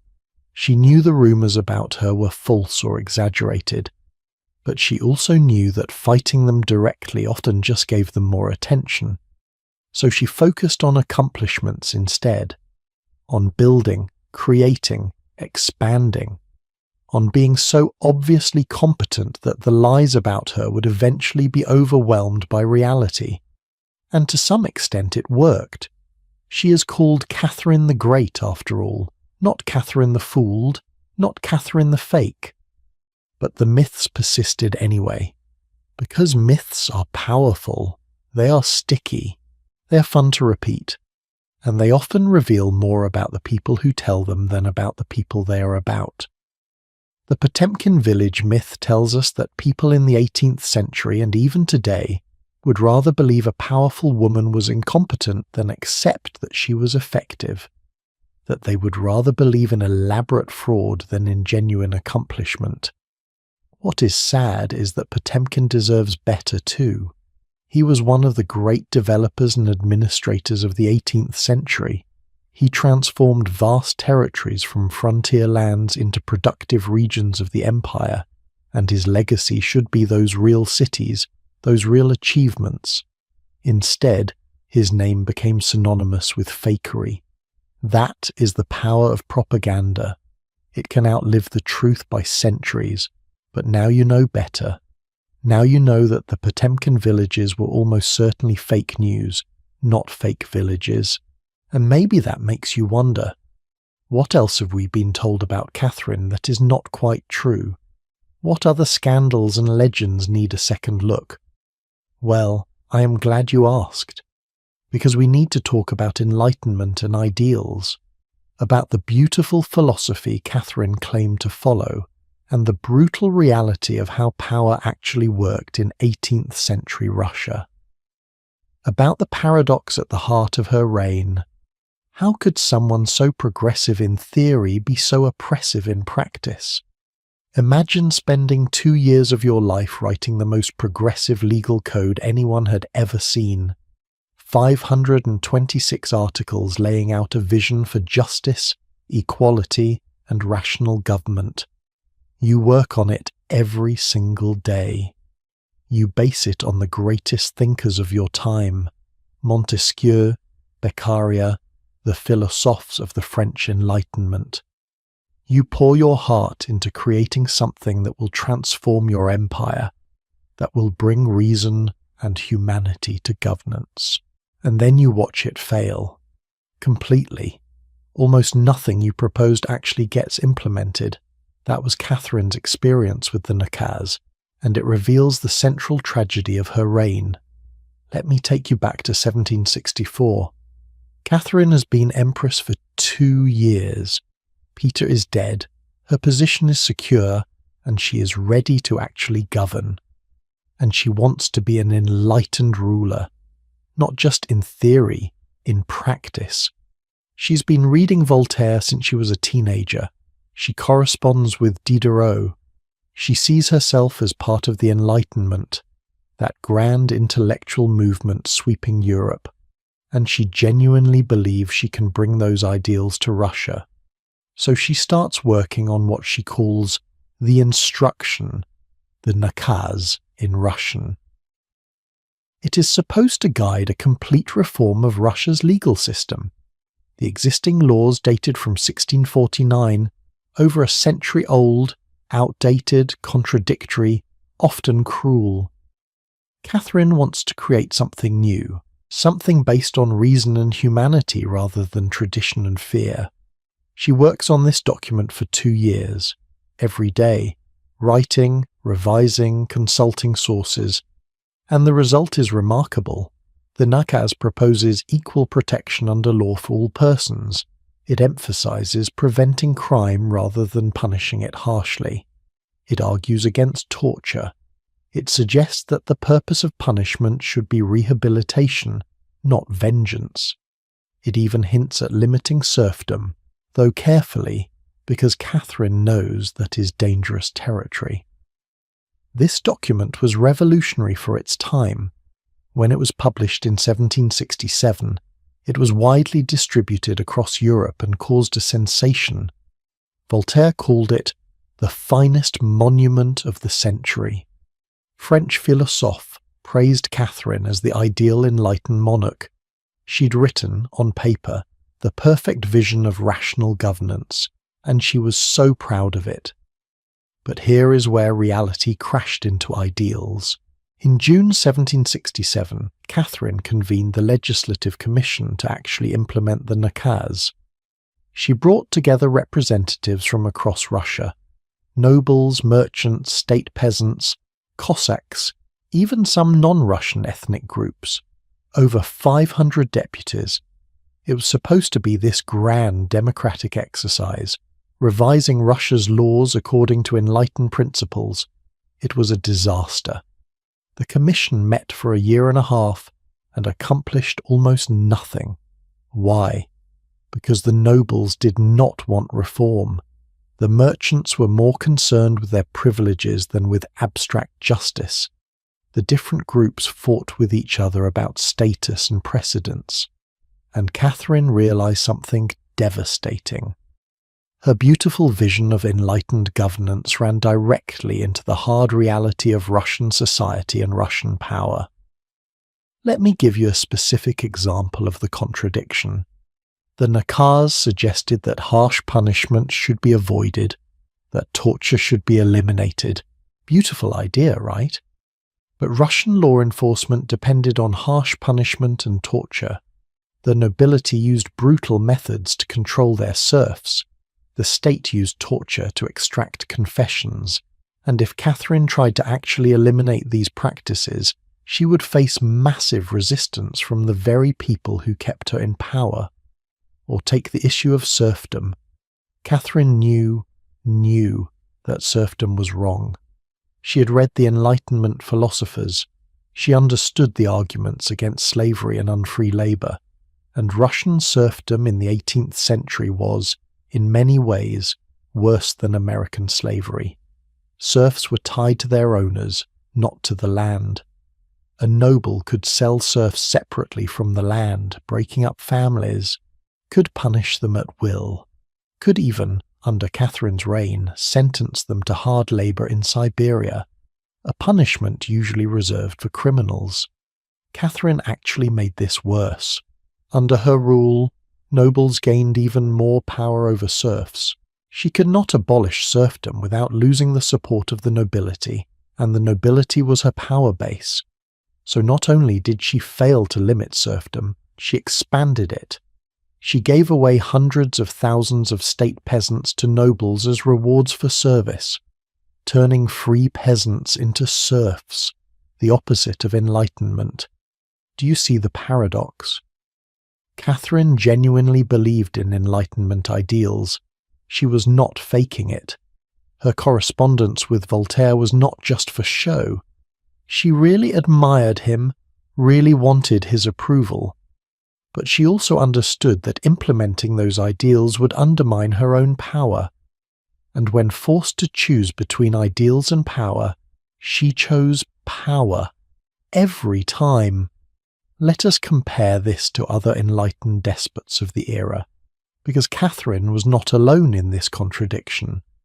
Frederick the Great of Prussia also corresponded with Voltaire, also claimed to be enlightened.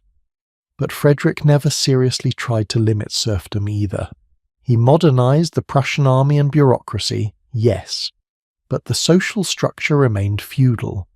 Joseph II of Austria was probably the most genuine in trying to implement enlightened reforms. He did abolish serfdom in the Austrian Empire in 1781. But you know what happened? The nobles revolted. He had to back down on many of his reforms, and after he died in 1790, most of his changes were reversed. So maybe the real question is not whether Catherine was a hypocrite, but whether enlightened despotism was even possible. Can you have a system where one person has absolute power and that person voluntarily limits their power based on rational principles? History suggests no, because the people with absolute power got that power through force and cunning, not through rationality. And maintaining power requires making compromises that betray ideals. But Catherine tried, at least in some areas. She did reform education, creating the Smolny Institute for Noble Girls in 1764, the first state-funded higher education for women in Europe. That was real progress. She founded the Moscow Orphanage in 1764, which took in over 40,000 children during her reign. The infant mortality rate was horrifyingly high. Most of those children died because 18th century medicine could not keep orphans alive. But the intention was progressive. She separated church and state education, removing religious control from schools. She established the first Russian law about religious tolerance, allowing Muslims to build mosques. When Christian leaders in Kazan complained that the mosques were being built too high, higher than churches, they asked Catherine to prohibit this. Her response was brilliant. She said she was the Tsarina of the Russian land, but the sky was beyond her jurisdiction, basically telling them to deal with it. That showed genuine tolerance, genuine enlightened thinking. But these were small victories compared to the big failures. The nakaz went nowhere. The Legislative Commission was eventually suspended in 1768 when war with Turkey provided a convenient excuse. Most of Catherine's proposed legal reforms never happened, and the biggest issue, serfdom, actually got worse under her rule. Let me read you something Voltaire wrote to Catherine in 1771. He said, "I consider you the benefactress of Europe. The benefactress of Europe." That is what the leading thinker of the Enlightenment called her. But at that exact moment, Russian serfs were living in conditions that would shock any rational humanitarian. They had no legal rights, could be beaten, raped, sold, worked to death. And Catherine, the benefactress of Europe, was giving more power to the people who owned them. Was Voltaire naive? Or was he just so invested in the idea of the enlightened monarch that he ignored the reality? Because Voltaire never visited Russia, never saw what Russian serfdom actually looked like. He knew Catherine through letters, through her writings, through the image she projected, and that image was carefully curated. Catherine was brilliant at public relations. She understood that controlling her reputation in Europe was almost as important as controlling Russia. So she wrote the nakaz knowing it would be published in France and circulated among the philosophes. She corresponded with Voltaire and Diderot knowing those letters would be shared and discussed. She was creating a brand, Catherine the Enlightened, and it worked. European intellectuals loved her. They held her up as proof that enlightened despotism could work, but inside Russia, different story. The nobles saw her as one of them, protecting their privileges. The serfs saw her as their oppressor.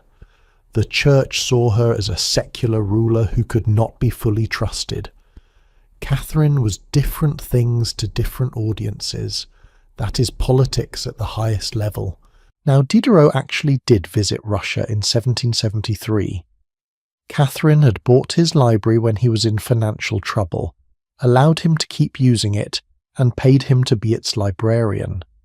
It was a generous gesture, and Diderot came to St. Petersburg to thank her personally and to give her advice on governance. They had long conversations about reform, about Enlightenment principles, about how to improve Russia, and Diderot was shocked by what he found. Not by Catherine, he liked her personally, but by the reality of Russian autocracy. He tried to convince her to establish something like a constitutional monarchy, to create checks on her power, to give people more rights. And Catherine listened politely, but she did not implement any of it. Later she wrote that Diderot's ideas were fine for philosophy, but impossible in practice. She said, "You work only on paper, which endures all things. But I, poor Empress, work on human skin, which is far more irritable and ticklish." That quote reveals everything. Human skin is irritable and ticklish, meaning real people resist change. They have interests, fears, traditions. You cannot just impose rational reforms from above because people are not rational. They are emotional, tribal, self-interested. and governing them requires working within those constraints. But is that true, or is it an excuse? Because other societies have made dramatic changes. The American Revolution happened in 1776, right in the middle of Catherine's reign. 13 colonies threw off monarchy entirely and created a republic based on Enlightenment principles. It was messy and imperfect and excluded most people initially. But it showed that radical change was possible. Catherine could have tried harder. She could have used her absolute power to force change. But she chose not to, because forcing change would have risked her position. And here is the brutal honesty. Catherine valued her power more than her principles. When the two conflicted, power won. That does not make her evil. It makes her human. But it does make her less than the enlightened ideal she projected. Think about this in modern terms. How many leaders talk about progressive values while maintaining systems that contradict those values? How many politicians campaign on change and then govern to preserve their own position? How many people espouse ideals they are not willing to sacrifice for? Catherine was not unique in this. She was just doing it at an empire-defining scale. But there is something almost tragic about Catherine's Enlightenment period, about those early years when she really believed she could transform Russia through reason. You can see it in her early letters to Voltaire, the enthusiasm, the idealism, and then you can watch, year by year, as that idealism gets worn down by reality, by noble resistance, by peasant revolts, by wars, by the sheer difficulty of changing a massive traditional empire. By the 1770s, Catherine had largely given up on major reforms. She still talked about Enlightenment principles, still corresponded with philosophes, still patronized the arts and sciences, but the radical transformation she had envisioned, it was not happening, could not happen, not without a revolution, and Catherine was not going to start a revolution against herself. So instead, she focused on what she could control: territorial expansion, military strength, cultural patronage, administrative efficiency, things that made Russia stronger without requiring fundamental social change. And in those areas, she succeeded brilliantly. Russia became a major European power under her reign. She added vast territories. She won wars. She made St. Petersburg a cultural capital. But the cost was borne by the people at the bottom, the serfs, the peasants, the people who worked the land and had no rights, no voice, no hope of improvement, and their suffering would eventually explode into violence, because you cannot oppress millions of people indefinitely, even with all the power of the state behind you. Eventually they resist. Eventually they fight back, and when they did, Catherine's response showed exactly where her priorities lay. Because when faced with the largest peasant rebellion in Russian history, led by a man claiming to be her dead husband, Catherine did not respond with enlightened mercy or rational justice. She responded with overwhelming force and brutal repression, and that is where we are headed next, to a moment that tested everything Catherine claimed to believe and revealed the iron fist underneath the velvet glove. There is a word that appears over and over in documents from Catherine's Russia. The word is krepostnoy. It translates to serf. But that translation misses something crucial, because when we hear serf in English, we think of medieval Europe. Peasants tied to the land, working for lords, limited freedom but still human beings with some rights. Russian serfdom in the 18th century was not that. It was something darker, something closer to what Americans would recognize as slavery. And most people have no idea how bad it really was. Let me give you some numbers first, because the scale is staggering. In 1762, when Catherine became empress, roughly half of Russia's population, about 20 million people, were serfs. 20 million. That is more than the entire population of many European countries at the time. And these were not just agricultural workers with limited mobility. These were people who were legally owned, property.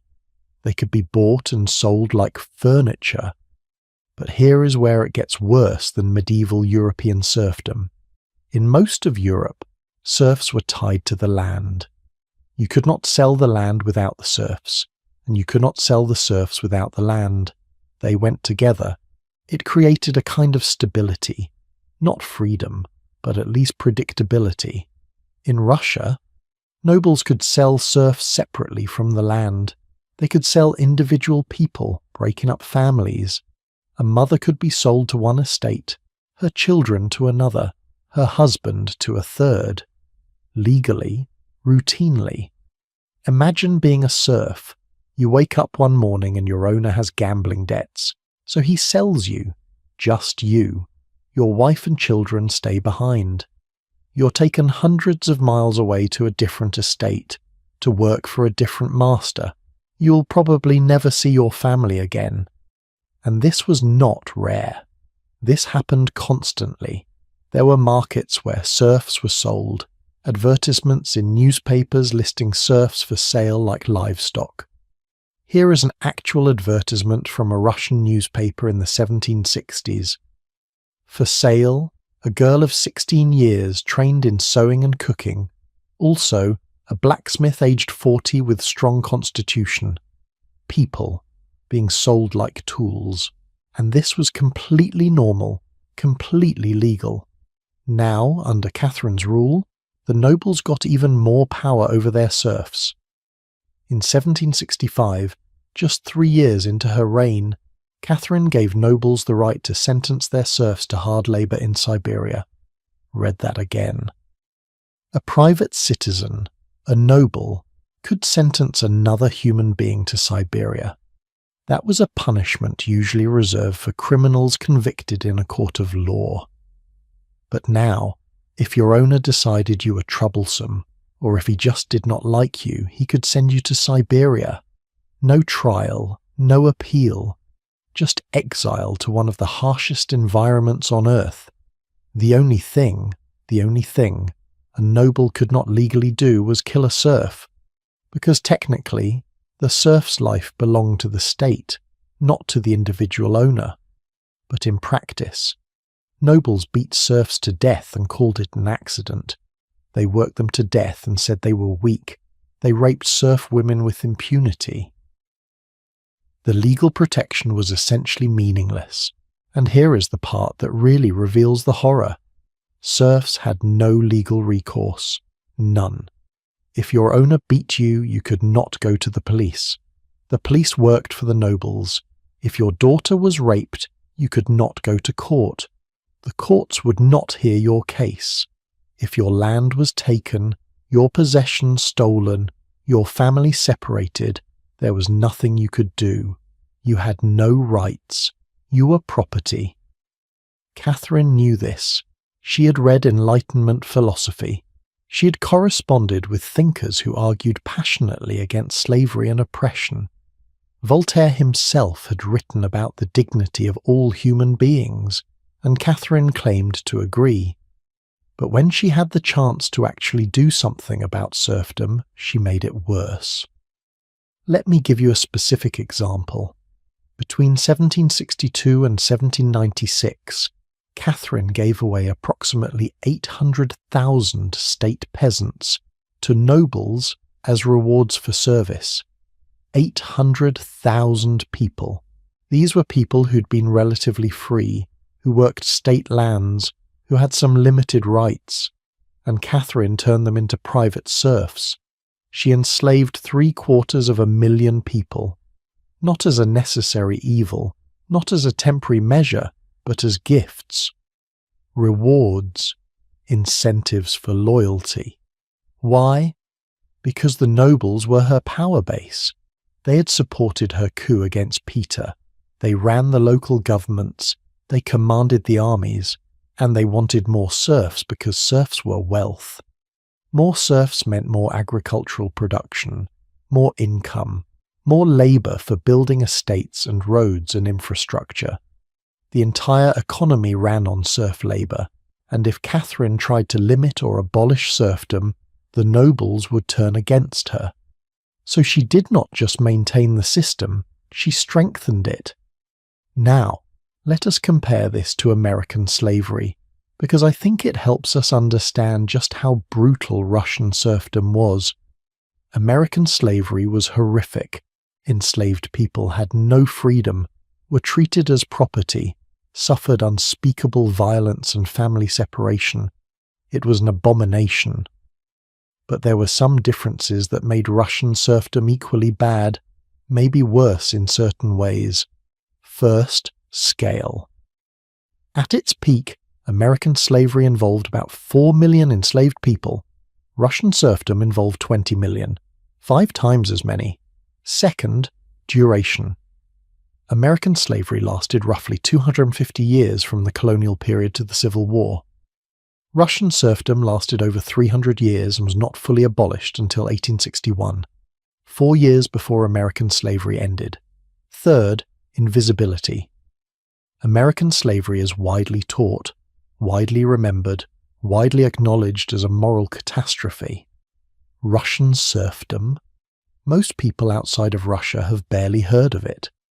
But here is where they were similar.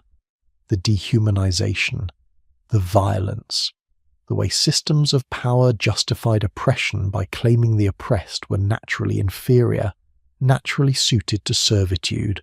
American slaveholders said black people were less than human. Russian nobles said serfs were like children, incapable of self-governance, needing firm control. It is the same logic, the same evil dressed in different language. And just like in America, where enslaved people resisted in countless ways, running away, sabotage, occasional revolts, Russian serfs resisted too, constantly. Between 1762 and 1769, there were over 50 documented peasant revolts. 50 in 7 years. These were not small disturbances. These were hundreds or thousands of serfs rising up, attacking noble estates, sometimes killing their owners, trying to fight for freedom. Catherine's response? Brutal suppression. Send in the army. Execute the leaders. Flog the participants. Increase surveillance and control. She did not see these revolts as a sign that the system was unjust. She saw them as threats to order that needed to be crushed, and crushed they were. But the revolts kept happening, because you cannot oppress millions of people indefinitely without resistance. Human beings have a breaking point, and Russian serfs were being pushed past it, constantly. The working conditions were brutal. Serfs typically had to work their owner's land 3 days a week, plus additional labor obligations. But many nobles demanded more. 4 days, 5 days, sometimes 6 days a week, leaving barely any time for serfs to work their own plots to feed their families. And the punishments for not meeting obligations, public flogging, sometimes hundreds of lashes. People died from these beatings. Women were flogged as well as men. Children as young as 10 or 12 could be beaten for not working fast enough. This was not ancient history. This was happening while Benjamin Franklin was writing about liberty in America, while Mozart was composing in Austria, while Enlightenment thinkers were celebrating human reason and dignity. In Russia, millions of people were living in conditions that would horrify anyone with a conscience. Catherine rationalized this. She told herself and her correspondents in France that Russian serfs were not ready for freedom, that they was too backward, too uneducated, too prone to chaos, that they needed the firm hand of noble control or they would descend into anarchy. This is what oppressors always say, right? The oppressed are not ready for freedom. They need us to control them for their own good. It is the same excuse used by every empire, every slave society, every authoritarian regime. But here is what Catherine would not admit. The reason serfs seemed backward and uneducated was because the system kept them that way deliberately. Serfs were forbidden from receiving formal education in most cases. They were kept illiterate. They were not allowed to travel without permission. They were isolated on estates, cut off from broader society. And then nobles looked at them and said, "See, they are ignorant. They cannot govern themselves." It was a self-fulfilling prophecy. There were a few nobles who questioned the system. Alexander Radishchov wrote a book called A Journey from St. Petersburg to Moscow in 1790 that openly criticized serfdom and called it slavery. Catherine had him arrested and exiled to Siberia. Because she could not tolerate criticism of the system her power depended on, even if that criticism came from Enlightenment principles she claimed to share. Do you see the moral gymnastics here? Catherine reads Voltaire and Montesquieu and nods along with their ideas about liberty and justice. She incorporates those ideas into the nakaz. She presents herself to Europe as an enlightened ruler. But when someone in Russia says, "Hey, maybe we should actually apply these principles to the serfs," she has him arrested. The hypocrisy is breathtaking, and the serfs knew it. They were not stupid. They could see that Catherine talked about justice while denying them any. They could see nobles living in luxury built on their suffering. They could see the contradiction, and they were angry, furious, desperate, and that desperation was building toward an explosion. There is this concept in social movements called relative deprivation. It means that people do not revolt when things are at their absolute worst. They revolt when things are bad, but they can imagine them being better, when they see that change is possible. And in the 1760s and early 1770s, Russian serfs could see that. They had heard rumours about Catherine's nakaz, about proposals for limiting serfdom. They had heard about peasant revolts in other regions. They knew that somewhere, somehow, people were fighting back, and it gave them hope, dangerous hope. By 1773, the warning signs were everywhere. Revolts were increasing. More serfs were running away. The Cossacks on the frontier were restless. The government was stretched thin from wars with Turkey. The conditions were perfect for a massive uprising, and all it needed was a spark, a leader, someone who could unite all that anger and desperation into a movement. And in September 1773, they found one, or rather, he found them. A Cossack named Emelian Pugachev appeared in the Ural region and made an announcement that shocked Russia to its core. He claimed to be Peter III, Catherine's dead husband. The murdered emperor miraculously survived and returned to reclaim his throne, and thousands upon thousands of serfs, Cossacks and peasants believed him, or at least they wanted to believe him. Because here is the genius of what Pugachev did. He did not just promise to overthrow Catherine, he promised to abolish serfdom entirely, to give the land to the peasants, to execute the nobles, to create a world where the people at the bottom were finally free. It was a revolutionary message, and it spread like wildfire across the Russian countryside. Within months, Pugachev had an army, a real army, tens of thousands of followers, and they were marching toward the heart of Russia. Catherine had faced threats before, political rivals, foreign enemies, court conspiracies. But this was different. This was the oppressed rising up.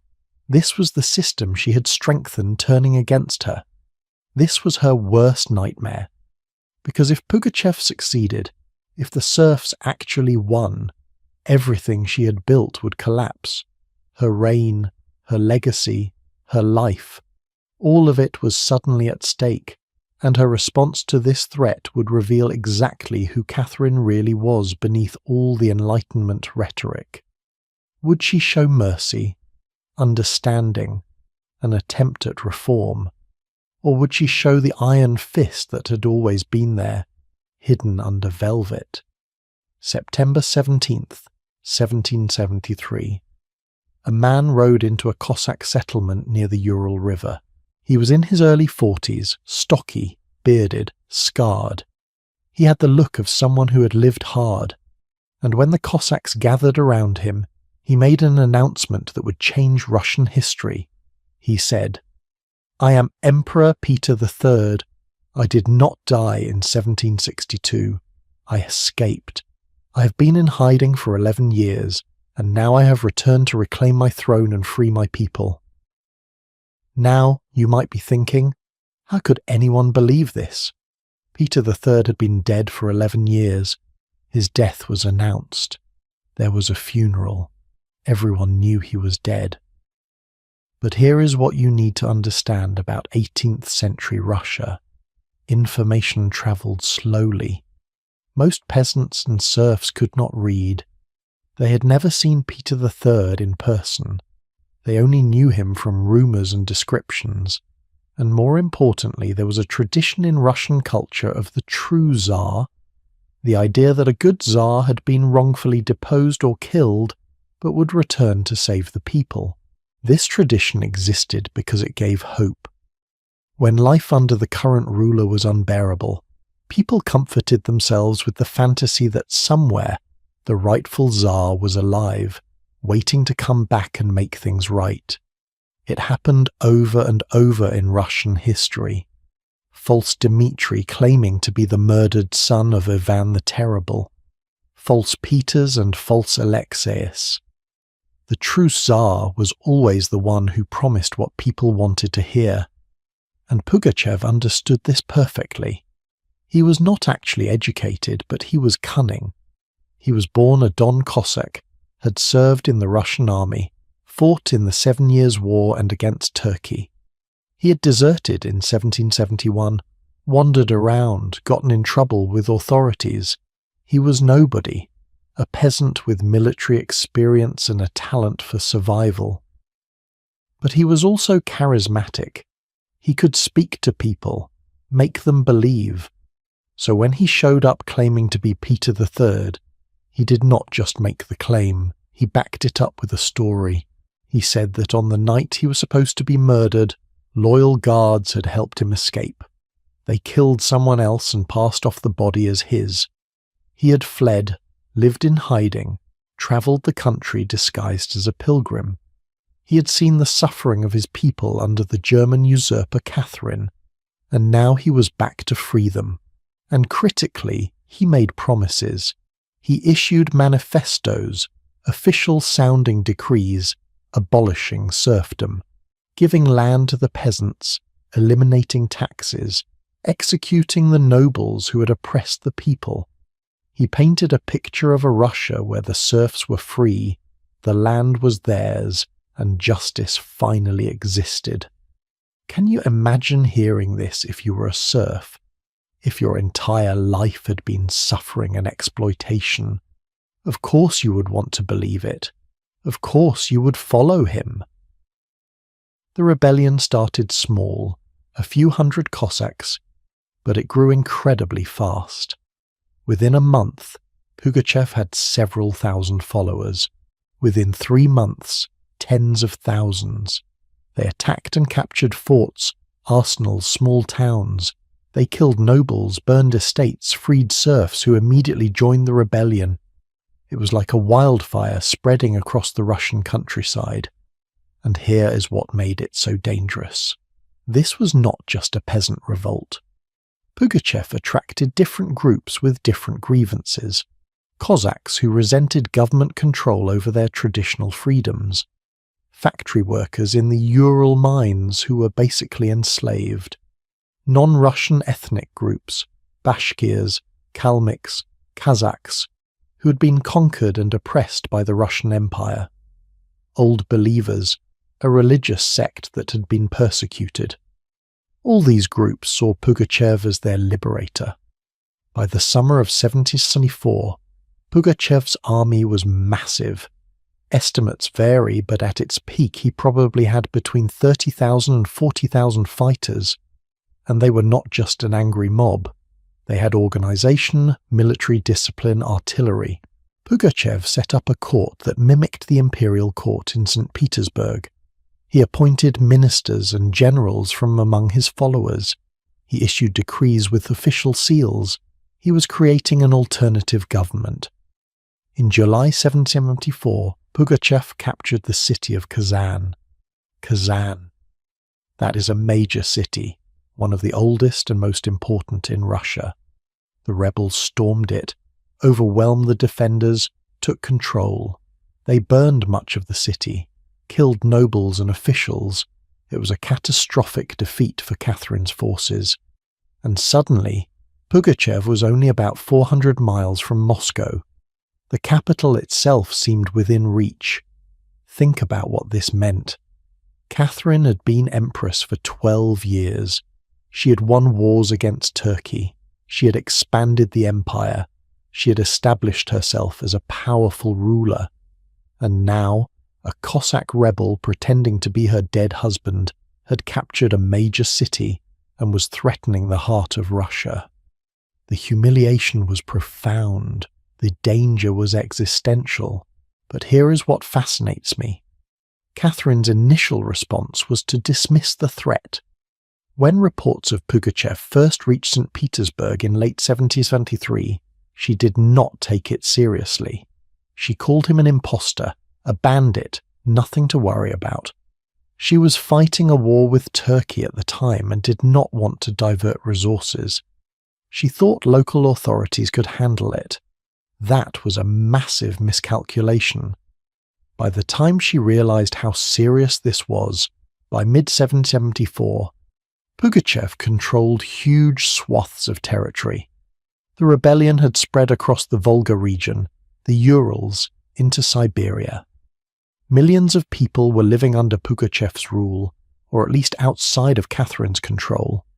This was not a revolt. This was a civil war, and Catherine was not clearly winning, so she pivoted completely. She pulled back from the war with Turkey and signed a peace treaty, even though she could have gotten better terms by continuing to fight. Why? Because she needed her army home. She needed those experienced soldiers and commanders to fight Pugachev.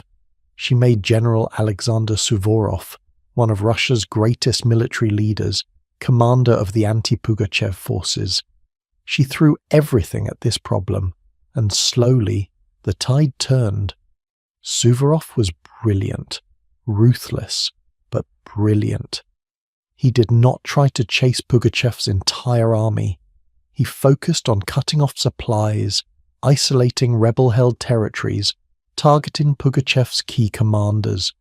Professional military tactics against what was ultimately a peasant army, however large and motivated. But what really doomed Pugachev was not military defeat. It was betrayal.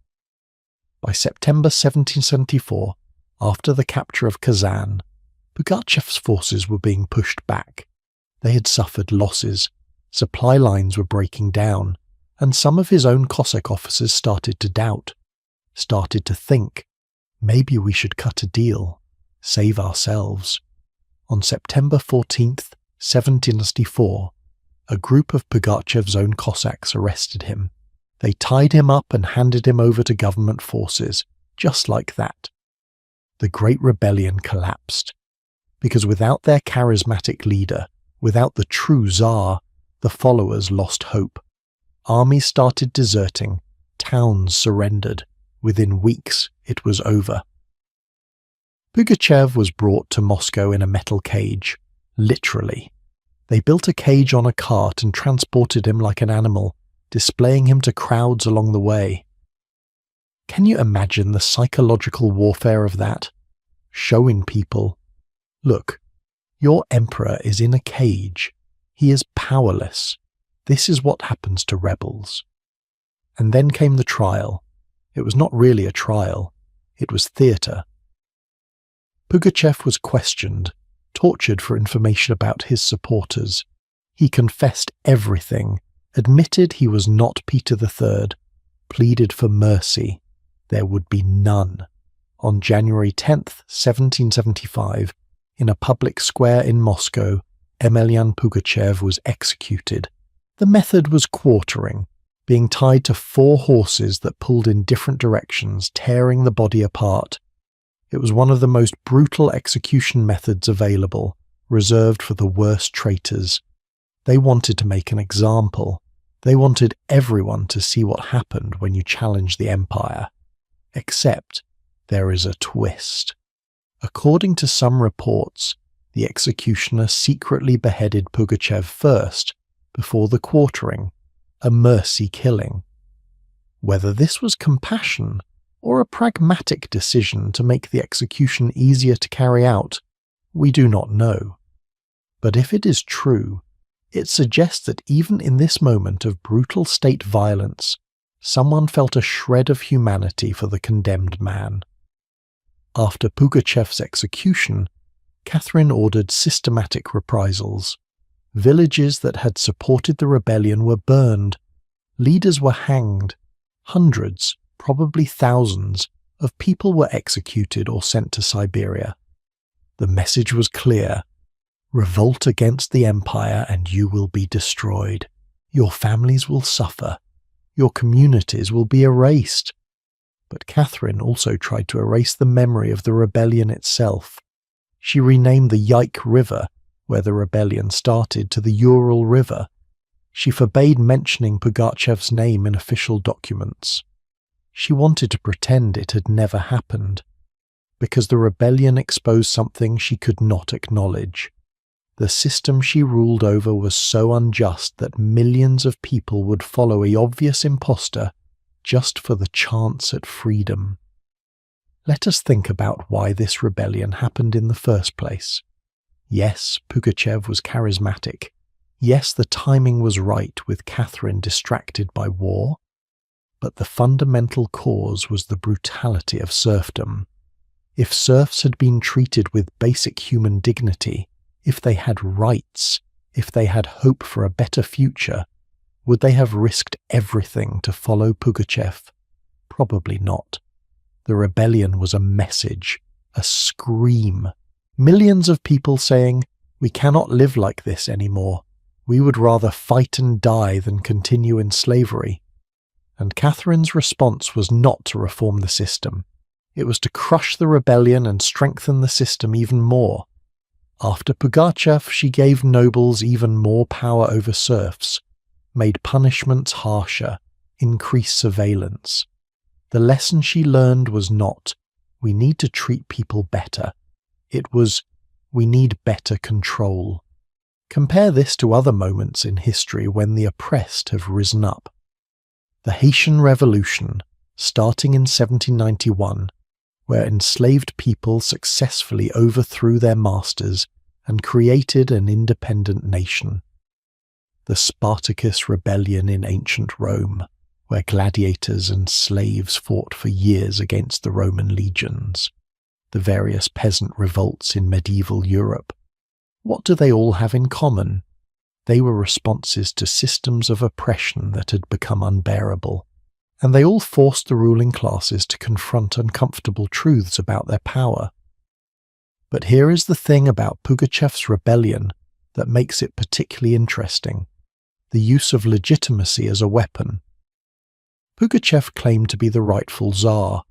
He did not argue that the Tsarist system should be abolished. He argued that he was the real Tsar and Catherine was the usurper. That is brilliant strategy, because it was not asking people to imagine a completely different system of government, which is psychologically difficult. It was asking them to swap one ruler for another, which was easier to conceptualize. But it also limited the rebellion's revolutionary potential. If Pugachev had succeeded, would he have actually abolished serfdom, created a democratic system, given power to the people? Or would he have just become another Tsar ruling through the same authoritarian structures? We will never know, but history suggests that rebellions led by charismatic individuals often just replace one tyrant with another. The other thing Pugachev's rebellion reveals is how fragile authoritarian legitimacy really is. Catherine had absolute power on paper.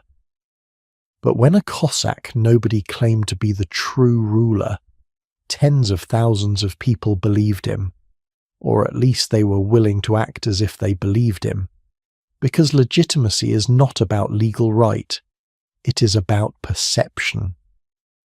If enough people stop believing in your authority, you do not have authority anymore, you just have force, and force alone cannot hold an empire together forever.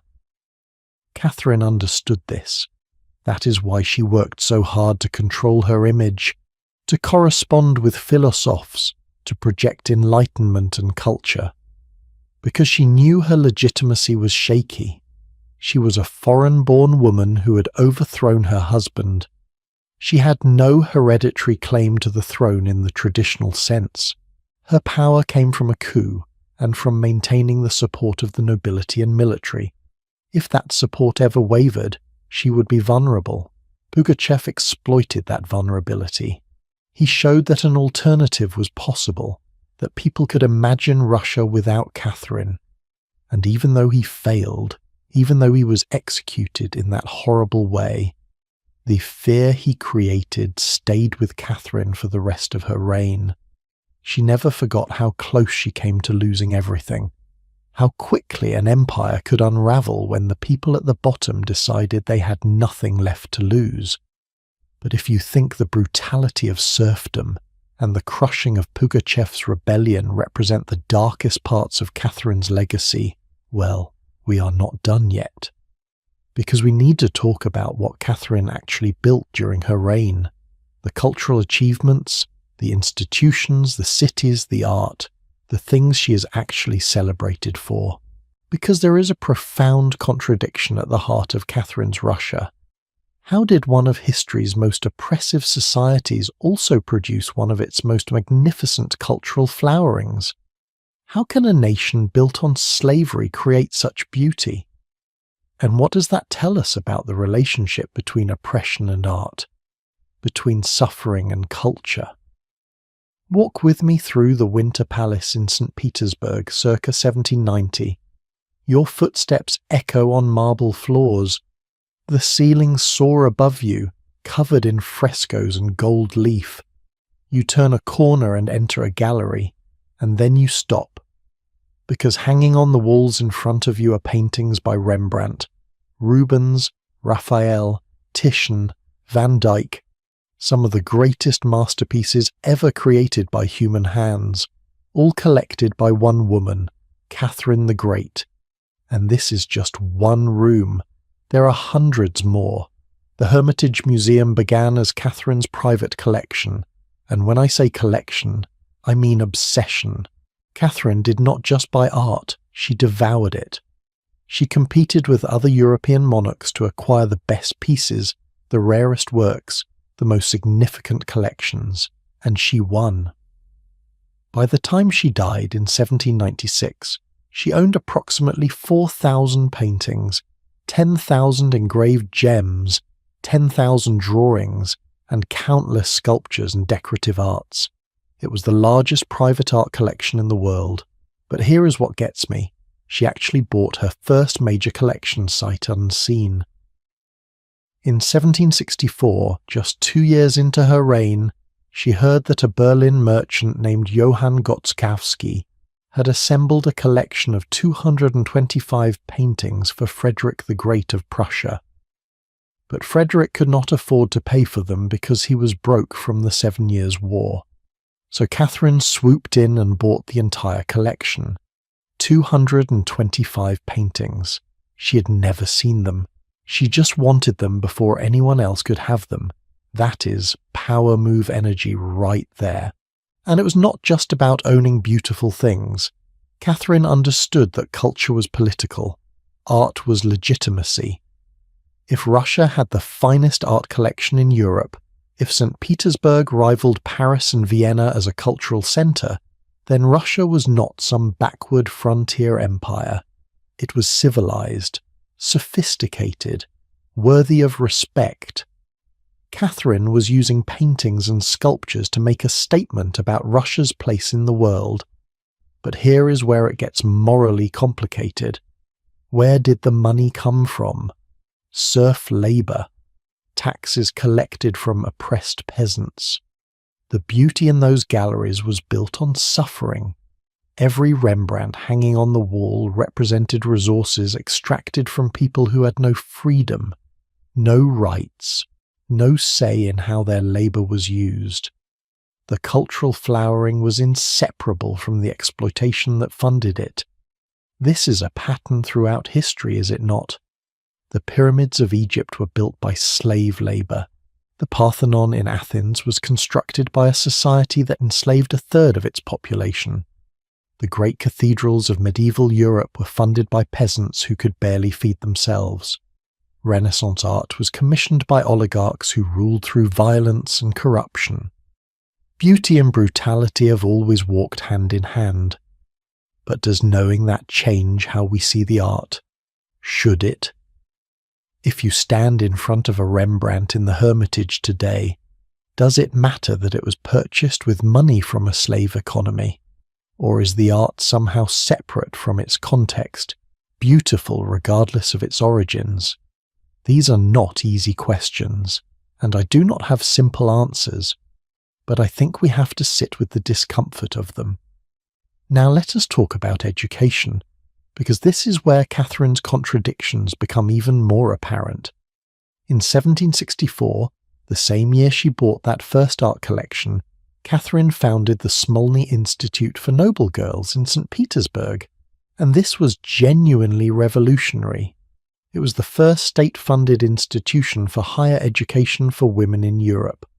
Not just in Russia, in all of Europe. Think about that for a second. Women in the 18th century were not supposed to need education beyond basic literacy, maybe some music and dancing. The idea of women studying science, philosophy, mathematics, languages, that was radical, dangerous even, because educated women might start questioning their subordinate status. They might want power, autonomy, rights, and Catherine created an institution to educate them anyway. The Smolny Institute started with noble girls only. They entered at age 6 and stayed until they were 18. 12 years of intensive education. They studied French, German, arithmetic, geography, history, drawing, music, dancing. They learned impeccable manners. They were taught to think, to read, to engage with ideas. And yes, they were also taught to revere the Empress. Catherine understood that educating women who would then be loyal to her created a network of influence throughout Russian society. But here is the limitation. It was only for nobles. Serfs could not attend. Merchant-class girls were excluded for years, so Catherine was advancing women's education, but only for the elite. She was not challenging the fundamental class structure. She was not saying all women deserve education. She was saying noble women deserve education because they need to be proper wives and mothers for the ruling class. It was progressive within very narrow bounds. Still, the impact was real.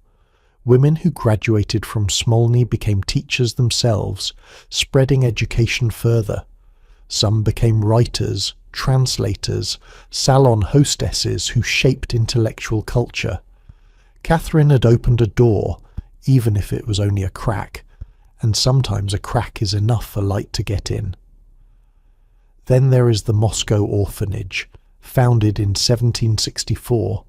This project reveals both Catherine's genuine compassion and the brutal limits of 18th century medicine and social welfare. The idea was beautiful. Take in abandoned children, illegitimate children, orphans from the streets, give them food, shelter, education, train them in trade so they could become productive citizens, create a new generation lifted out of poverty through state intervention. Catherine was personally invested in this. She provided funding, visited the orphanage, took interest in its operations. And over the course of her reign, the Moscow orphanage admitted more than 40,000 children. 40,000. That is an astonishing number for an 18th century institution. It shows scale, ambition, commitment. But the mortality rate was catastrophic. Most estimates suggest that between 75 and 85% of the children admitted to the orphanage died. 75 to 85%. Of those 40,000 children, probably 30,000 to 35,000 died there, from disease, malnutrition, the general inability of 18th century medicine to keep infant mortality low even in the best conditions, and orphanages were not the best conditions. So was the Moscow orphanage a success or a failure? It saved thousands of children who would have otherwise died on the streets. But it also became, in effect, a death sentence for many others. The intentions were good. The execution was in many ways a tragedy. And Catherine knew this. She received reports about the mortality rates. She tried reforms, better ventilation, more nurses, different feeding practices. Nothing really worked. But she kept the orphanage running because what was the alternative? Let those children die on the streets instead. This is the complexity of evaluating historical figures. Catherine did something that was ahead of its time, state-funded care for orphans. But the results were mixed at best, horrific at worst. Do we give her credit for trying, or condemn her for the deaths? Both, probably. Both. Let me tell you about another economic innovation that shows Catherine's practical side, the introduction of paper money. Before 1769, Russia's economy ran on silver and gold coins, but Catherine's military campaigns were expensive. Wars with Turkey, the costs of administering new territories, the expenses of her cultural projects, it all drained the treasury. There was not enough silver and gold in circulation for people to conduct large transactions. So Catherine created the Assignation Bank in 1769 and started issuing paper rubles. This was not unique to Russia. Other countries had paper money, but it was new for Russia and represented a significant modernization. Paper money made trade easier, allowed for larger transactions, helped the economy function more smoothly. The assignation ruble would remain in use until 1843, long after Catherine's death. That is lasting impact. But of course, like everything else, this benefited the merchant and noble classes far more than it helped serfs. Serfs were not conducting large financial transactions. They were not participating in the money economy in meaningful ways. So even this economic modernization reinforced existing inequalities. Now, let us talk about architecture, because Catherine transformed St. Petersburg physically. She commissioned dozens of major buildings in the neoclassical style, the Hermitage building itself, the Academy of Arts, the Marble Palace, expansions of the Winter Palace. She brought in architects from across Europe. She wanted St. Petersburg to look like the great European capitals, like Paris, like Vienna, like Rome. And she succeeded. If you walk through St. Petersburg today, you are walking through Catherine's vision. Those grand boulevards, those imposing facades, those palaces as monuments, they are her legacy made stone. It is genuinely beautiful. One of the most architecturally stunning cities in the world. But who built those buildings? Serfs, forced labor, men who worked on construction projects as part of their obligations to the state or to nobles. They carved the stone, laid the foundations, created the beauty, and they were not paid fairly, not honored, not remembered. Their names are not on plaques. They are invisible in the historical record, but without them, none of it would exist. There is a famous story about Catherine visiting a construction site for one of her projects. She asked a worker what he was doing. He said, "I am earning my bread." She asked another worker the same question. He said, "I am laying bricks." She asked a third worker, and he said, "I am building a cathedral." Catherine supposedly praised the third worker for understanding the larger vision. But I think about that first worker, the one just trying to earn bread. That was probably the most honest answer. Most people building Catherine's vision were just trying to survive. Catherine also established the Russian Academy of Arts, founded in 1757 but reorganized and expanded under her patronage. She created scholarships for talented students to study in Europe. She commissioned Russian artists for major works. She was trying to create a homegrown Russian artistic tradition, not just import European culture. And this had lasting impact. Russian art, music and literature in the 19th century built on foundations Catherine helped establish. But again, access was limited. Serf children could not attend the academy. Poor children from merchant families had little chance. The cultural renaissance Catherine fostered was for the elite. It did not reach down to the masses. So here is the question I keep coming back to. Was Catherine's cultural legacy real progress, or was it performative? Was she genuinely trying to elevate Russian civilization, or was she just buying prestige? And does it matter if the results were the same? I think it was both. Catherine genuinely loved art, ideas, culture. Her letters show real engagement with philosophical questions, real appreciation for beauty. But she also understood the political value of culture.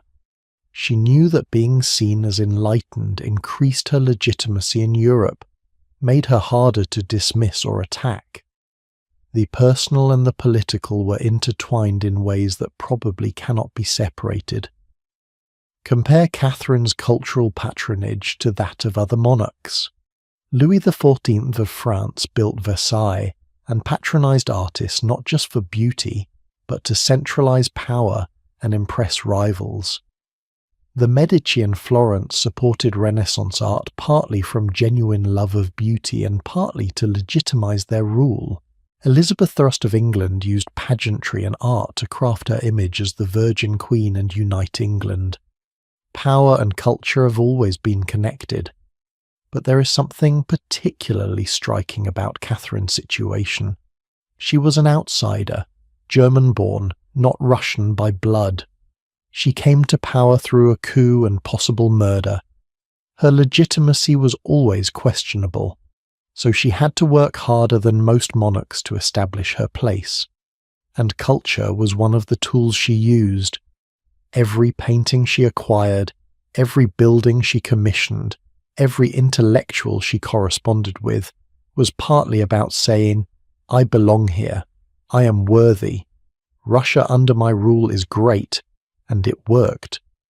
The term Catherinian era is still used to describe a golden age of Russian culture. Her reign is remembered as a high point. The art she collected is still displayed in the Hermitage. The buildings she commissioned still stand. The institutions she founded still exist in various forms. That is legacy. That is impact. But it is legacy built on contradiction, built on the labor of people who had no freedom, built with money extracted from an oppressed population, built by a woman who claimed enlightened values while strengthening the most oppressive social system in Europe. How do we hold all of that complexity? How do we appreciate the beauty while acknowledging the brutality? Maybe the answer is that we do not resolve the contradiction. We live with it. We recognize that history is messy, that people contain multitudes, that good and evil are not always separate. Catherine was capable of genuine cultural vision and genuine cruelty, of enlightened thinking and oppressive action, of creating beauty and enabling suffering. She was, in other words, deeply human, complicated, contradictory, real.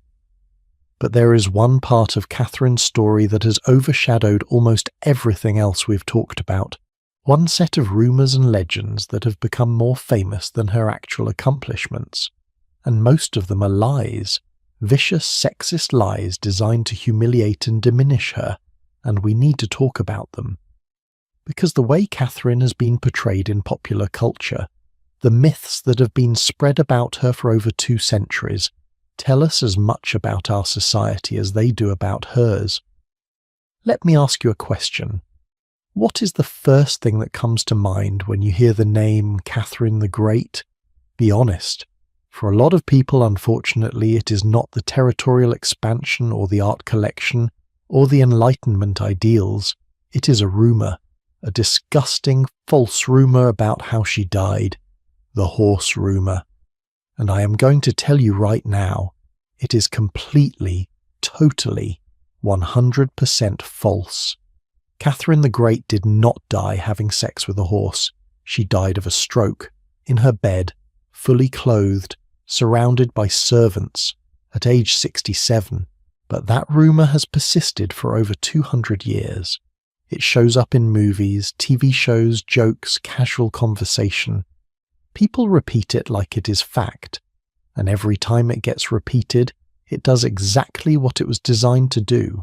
It turns one of history's most accomplished female rulers into a punchline, into a deviant, into a joke, and that is not an accident.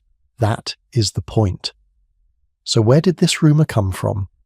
We do not know exactly, but it emerged shortly after Catherine's death in 1796. Probably started in France, spread by her political enemies and by people who resented Russian power.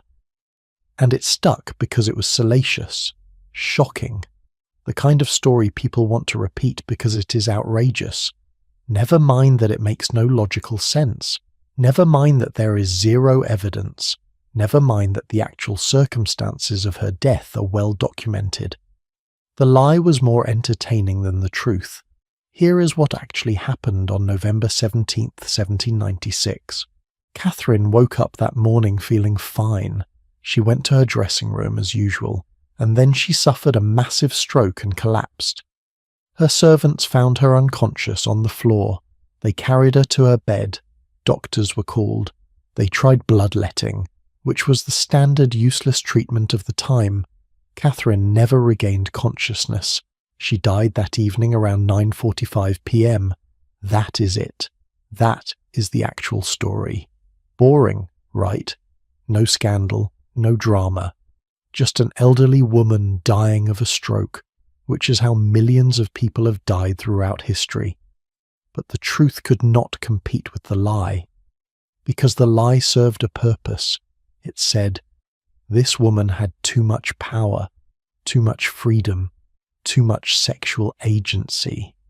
And look what happened to her. Divine punishment, karmic justice. She died in the most humiliating way possible because she deserved it for transgressing proper female behaviour. The rumour was not about what actually happened. It was about what people wished had happened because it confirmed their prejudices. And it is not just the horse rumour. There is another legend that has circulated for years about an erotic furniture room that Catherine supposedly had at the Gatchina Palace. According to this story, she had a secret room filled with furniture decorated with giant penises and vulvas, tables with penises for legs, walls covered in pornographic art, statues of naked figures engaging in every possible sex act. The whole room supposedly designed for orgies or voyeurism or whatever scandalous purpose people wanted to imagine.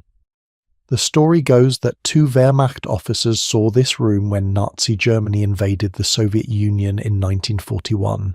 They filed a report. But conveniently, no one has ever found that report. No photographs exist. No inventory from the palace mentions such a room.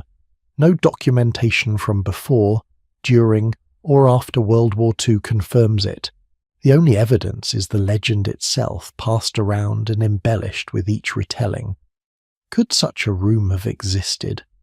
I suppose technically anything is possible, but think about the logistics. Catherine was a public figure whose palaces had hundreds of staff members, servants, guards, officials, visitors. How would she keep a whole room of pornographic furniture secret? Why would she need to? She was the empress. She could do what she wanted privately. Creating an elaborate showpiece room makes no sense unless it was meant to be seen. And if it was meant to be seen, where are the contemporary accounts? The most likely explanation is that the story is invented, or perhaps based on a tiny grain of truth. Maybe Catherine owned some art depicting classical mythology with nudity, which was common in 18th century aristocratic collections. And that got exaggerated into this elaborate fantasy of a sex dungeon for an empress. Because people wanted to believe Catherine was that debauched. It confirmed the narrative. Here is another one. The legend that Catherine kept her hairdresser locked in a cage to prevent her from revealing the secrets of her elaborate wigs. This is absurd on multiple levels. First, if Catherine wanted to keep someone quiet, she had actual prisons in Siberia. She did not need to keep them in a decorative cage like a pet bird. Second, hairstyling was not some state secret. Every noble woman at court had elaborate hairstyles. It was the fashion. There was no secret to protect.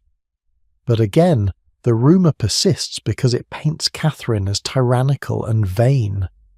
As a woman so obsessed with her appearance that she would imprison someone to protect her beauty routine. It plays into stereotypes about women and vanity, about women and pettiness, and it diminishes her actual accomplishments by focusing on trivial matters. Then there is the claim that Catherine advocated for having sex 6 times a day. Where does that number come from? No credible source. It is just something people say, usually with a wink and a nudge, as if it proves she was a nymphomaniac. But think about it logically. Catherine ruled an empire. She read voraciously. She wrote letters and manifestos and legislation. She attended to state business, met with advisors, dealt with military campaigns and diplomatic crises. When exactly would she have time for sex 6 times a day? The claim is ridiculous, but it gets repeated anyway. Why? Why do these rumours persist when they are so obviously false? Because they serve an important function for people who want to undermine powerful women. They shift the conversation away from what Catherine accomplished to what she supposedly did in private. They make her sexuality the most interesting thing about her instead of her reign. They reduce a complex, brilliant, consequential historical figure to a collection of sexual rumours. And this is not unique to Catherine. This happens to powerful women throughout history and today. Cleopatra is remembered more for her relationships with Julius Caesar and Mark Antony than for her political acumen and successful rule of Egypt for decades. Marie Antoinette is defined by false quotes like, "Let them eat cake," and scandalous rumours about her private life rather than the complex political situation she navigated. Anne Boleyn's entire legacy is overshadowed by sexual accusations that were probably invented to justify her execution. In modern times, we see the same pattern. Female politicians face questions about their appearance, their relationships, their families in ways male politicians do not. Their voices are criticized as too shrill or too soft. Their clothing choices are analyzed. Rumors about their private lives circulate on social media. The tactics have updated, but the goal is the same. Undermine women in power by making their gender and sexuality the issue instead of their competence. Now, let us talk about the men who spread these rumors about Catherine. Frederick the Great, whom we have mentioned before, said about her, "A woman is always a woman, and in feminine government, the cunt has more influence than a firm policy guided by straight reason." That is a quote from one of the most powerful men in Europe about a woman who repeatedly outmaneuvered him politically and militarily. He could not defeat her, so he tried to diminish her with crude sexism, and it worked to an extent. Those attitudes spread. They became conventional wisdom. They shaped how Catherine was remembered. Even today, if you Google Catherine the Great, The autocomplete suggestions include terms related to the horse rumor and sexual scandals before they include her actual accomplishments. That is Frederick's legacy. That is what misogyny does. It outlasts the people who spread it and becomes embedded in the historical record. Catherine's own son, Emperor Paul III, hated his mother for various reasons. She had kept him from power. She may have questioned his legitimacy. Their relationship was cold. And after she died, one of his first acts was to pass a law forbidding women from ever ascending to the Russian throne again. Think about the symbolism. His mother had ruled successfully for 34 years. She had expanded the empire, strengthened Russia, created cultural institutions, navigated complex international politics. And his response was to ensure no woman could ever do it again. That law stayed in effect until the Russian monarchy was abolished in 1917. For over a century, no woman could be Empress of Russia in her own right, all because Paul could not handle the fact that his mother was more capable than he was. And Paul's brief reign, from 1796 to 1801, was chaotic and ended with his assassination in a coup. So the woman he tried to erase from legacy accomplished more in 1 year than he did in his entire reign. But the sexist law remained. The Russian poet Alexander Pushkin, writing in the 19th century, called Catherine a tartuffe in skirts, a hypocrite who pretended to be enlightened but was just power-hungry. He focused on the contradictions in her reign, which are real and worth examining. But notice the language. In skirts. He had to gender it, had to make it about her being a woman pretending to be something she was not. Male rulers who were hypocritical, and there were plenty, were not described as tartuffes in trousers. The hypocrisy was not gendered for them. So let us be clear about what these rumours and insults represent. They are a coordinated, centuries-long campaign to undermine Catherine's legacy by focusing on her gender and invented sexual scandals instead of her actual reign.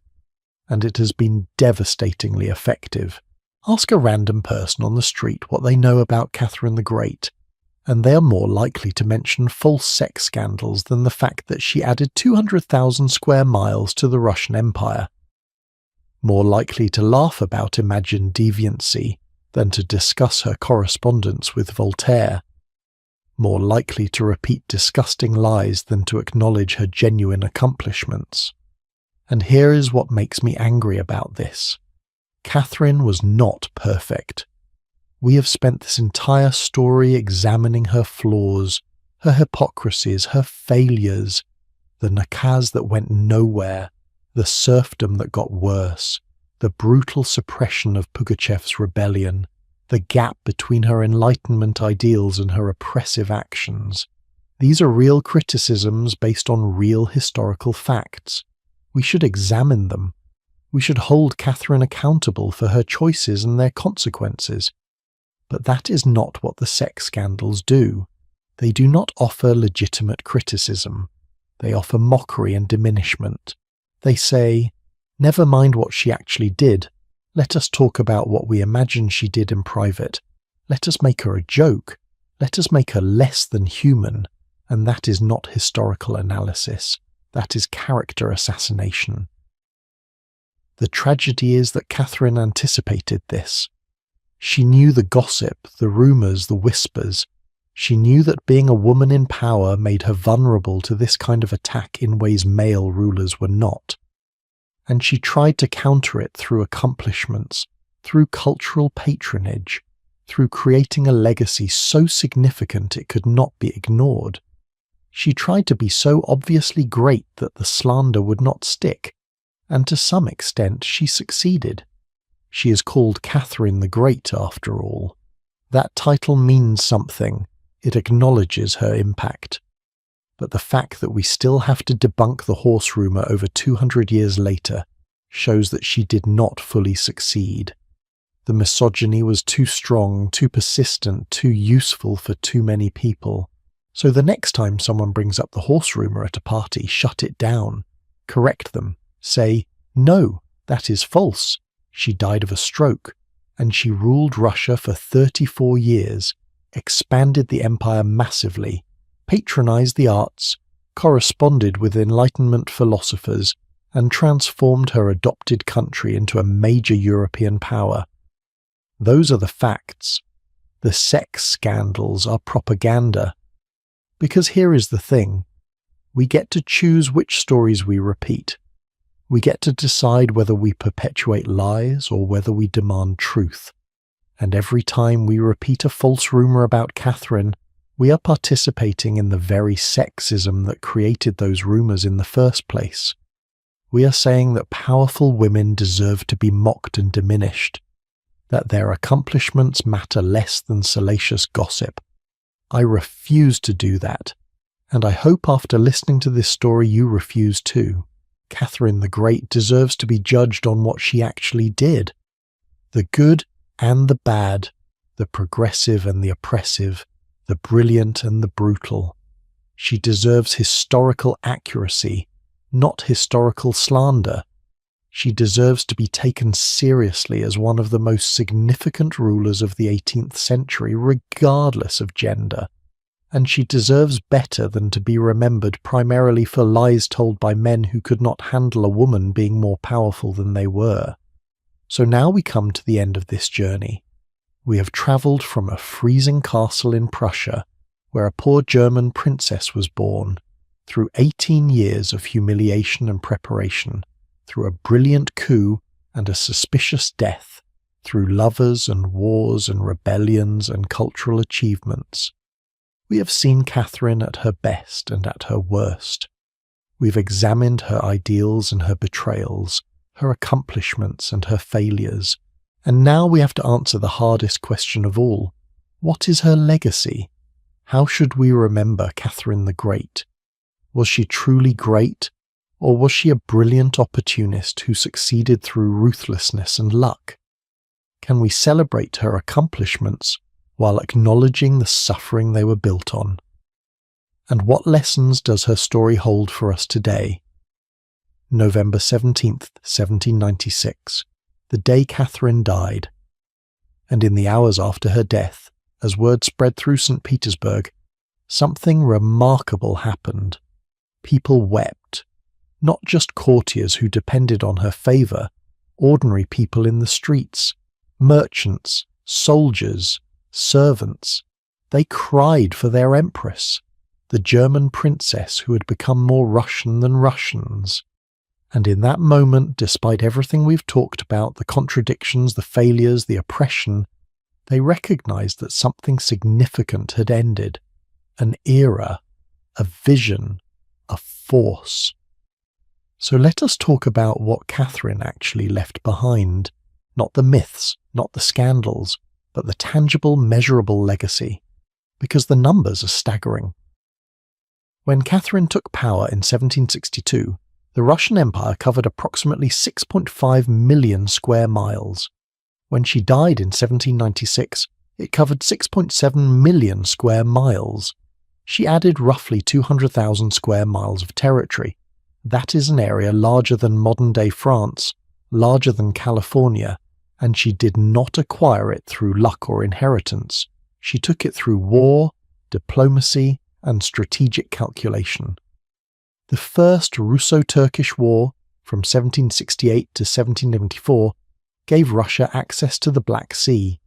This was huge. For centuries, Russia had been landlocked in the south, unable to project naval power into the Mediterranean or trade freely with southern Europe. Catherine changed that.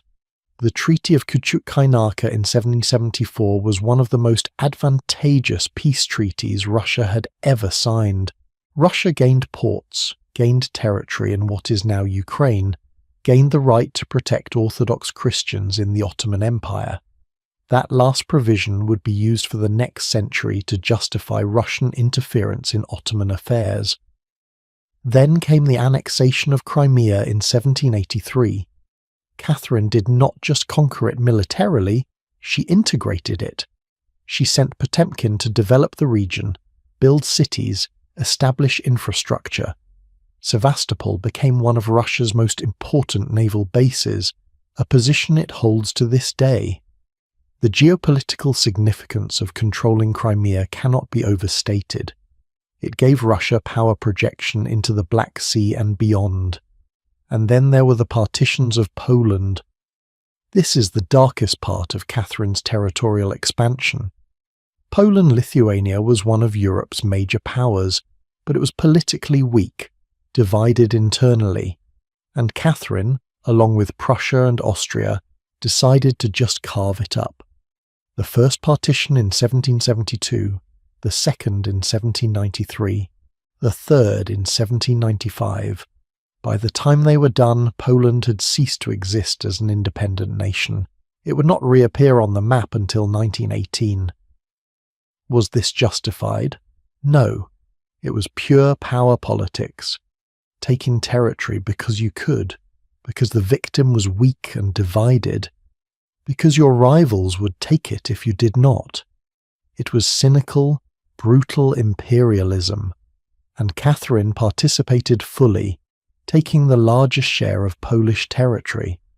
So when we talk about her legacy of expansion, we need to acknowledge this was empire building, this was conquest. This came at the cost of Polish independence and Polish suffering. But from a Russian perspective, Catherine transformed the empire into a dominant European power. When she took the throne, Russia was seen as a backward frontier state. By the time she died, Russia was one of the great powers, a nation that had to be considered in every major European diplomatic and military calculation. That is impact, that is legacy. Now, why did Catherine succeed where other female rulers struggled or failed? Because history is full of queens and empresses who had power but could not hold it, or who held it but could not wield it effectively. Let us compare. Mary the Eye of England, Bloody Mary, tried to reverse the Protestant Reformation and restore Catholicism. She burned hundreds of people at the stake and died hated by her subjects. Her reign was defined by religious violence and failure. Elizabeth Fenn, her half-sister, was far more successful. But Elizabeth never married, never took acknowledged lovers, and presented herself as the Virgin Queen. She sacrificed personal life for political survival. Mary, Queen of Scots, was brilliant and charming, but made terrible political decisions, married disastrously, and ended up imprisoned and executed. Maria Theresa of Austria was successful, but she ruled through her husband initially, and later through her son, always within the constraints of traditional femininity. Catherine was different. She took power through a coup. She never remarried. She took lovers openly and made them part of her government. She led armies, conducted diplomacy, made war and peace on her own authority. She did not pretend to be a man, but she also did not limit herself to traditionally female roles. She carved out a new space, the female autocrat who governed as powerfully as any king. And critically, she understood something that many rulers, male or female, fail to grasp. Legitimacy is not given, it is created. She was not the rightful heir by any traditional standard. She was a foreign-born coup leader, so she created legitimacy through accomplishment, through expanding the empire, through cultural patronage, through projecting an image of enlightened governance, through winning wars and building alliances. She made herself indispensable, and indispensability is a form of legitimacy. But here is the shadow side. Catherine's success entrenched Russian autocracy for another century. She proved that absolute monarchy could work, that one brilliant autocrat could govern effectively. And that became the model for future Russian emperors. Her grandson, Alexander III, tried some reforms but ultimately maintained autocratic control. Nicholas then was brutally repressive. Alexander II freed the serfs in 1861 but was assassinated by revolutionaries. Alexander III reversed reforms. Nicholas II's incompetence led directly to the Russian Revolution. The thread connecting them all was the belief that Russia needed a strong autocrat, that democratic reforms would lead to chaos, that the people were not ready for self-governance. These were the same arguments Catherine made, and because she had been successful with that model, it legitimized autocracy for generations after her. So we have to ask, did Catherine's success doom Russia to autocracy? If she had implemented real democratic reforms, if she had limited her own power, if she had created institutional checks and balances, would Russian history have been different? Would Russia have avoided the catastrophic violence of the 20th century? We cannot know. We cannot play alternate history. But we can recognize that Catherine's choices had consequences that lasted far beyond her lifetime. The system she strengthened, autocratic rule backed by a noble elite oppressing a massive peasant class, that system persisted until it exploded in revolution, and millions of people suffered because of it. Yet here is what complicates the simple narratives. Catherine was probably right that rapid democratic reform in 1760s Russia would have failed. The nobles would have revolted. The country might have descended into civil war. Maybe gradual reform was the only viable path. Maybe she did the best that could be done given the constraints she faced. Or maybe that is just another excuse. Maybe truly great leaders find ways to change systems, not just succeed within them. Maybe Catherine's genius was also her limitation. She was brilliant at wielding power, but could not imagine a world where power was shared. So what can modern leaders learn from Catherine? Several things, I think. First, patience is a strategy. Catherine spent 18 years preparing before she took power. 18 years of learning, building relationships, positioning herself. In our world of instant gratification, that kind of long-term planning seems almost alien. But it works. Strategic patience, combined with readiness to act when the moment comes, is enormously powerful.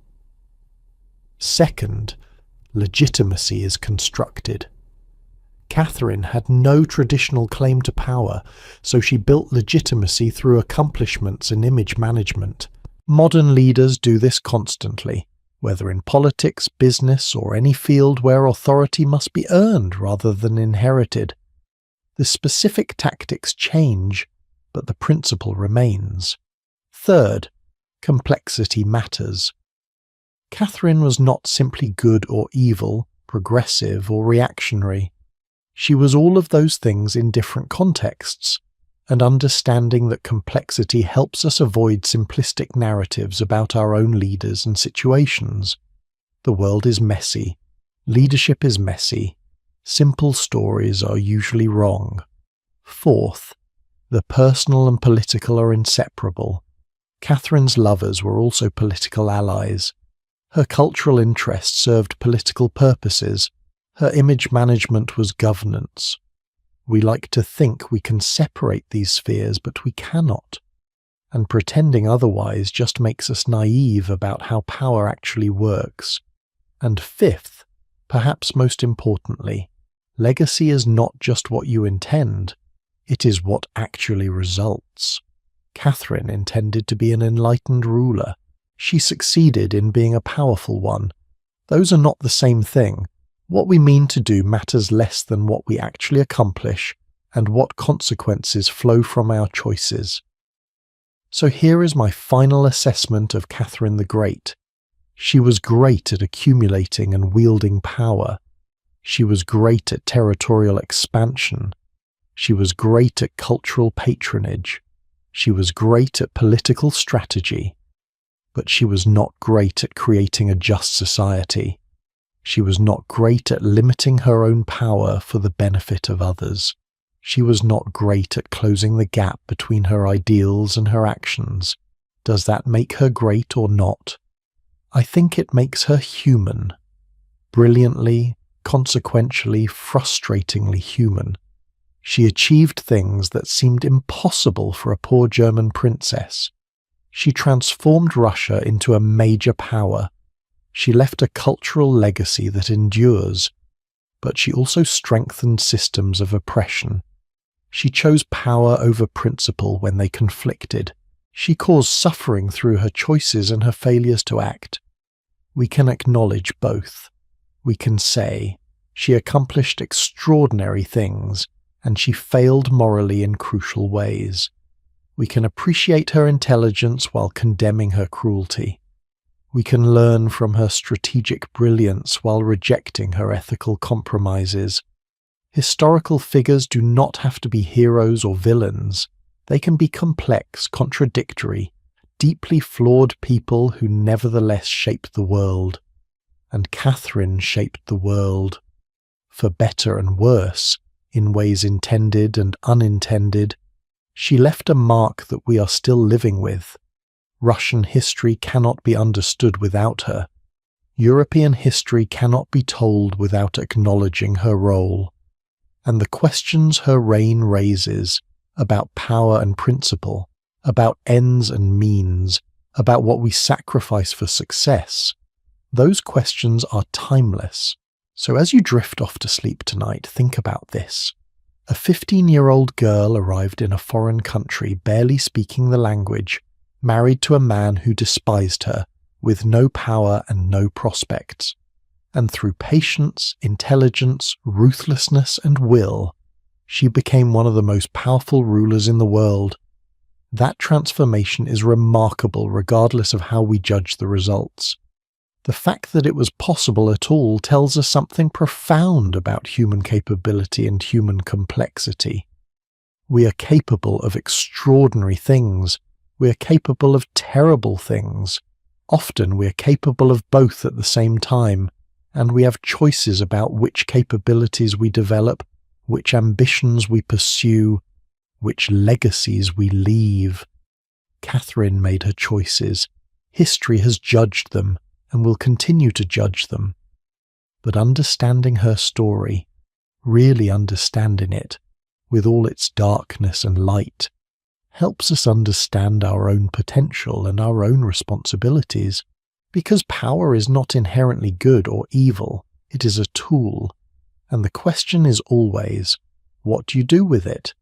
Do you use it to free people or to oppress them, to build or to destroy, to close gaps or to widen them? Catherine had more power than almost anyone in her time, and she used it in ways that were both extraordinary and troubling. She could have done more good. She chose not to, and that choice echoes through history, but she also could have done much worse. She could have been a tyrant like Ivan the Terrible. She could have been weak and incompetent like Peter III. She could have squandered opportunities and let Russia decline. She did not.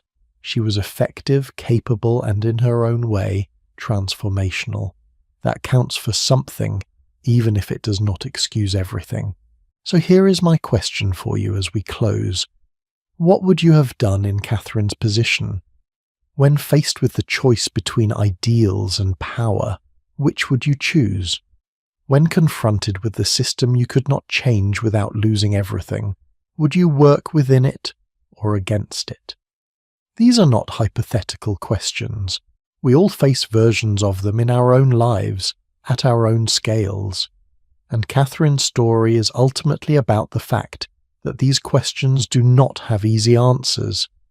Thank you for taking this journey with me through the hidden reign of Catherine the Great, for sitting with the complexity and the contradictions, for being willing to see her as she really was, not the myth, not the scandal, but the flawed, brilliant, ruthless, accomplished human being who shaped history through force of will and strategic genius. I hope her story has given you something to think about, some perspective on power and leadership, some questions about your own choices and values, and I hope you will come back for our next story because history is full of people like Catherine, complex figures who challenge our assumptions and force us to think more deeply about what greatness really means. Until then, sleep well, dream of empires and revolutions, and remember, the stories they never taught you in school are often the ones most worth knowing. Good night.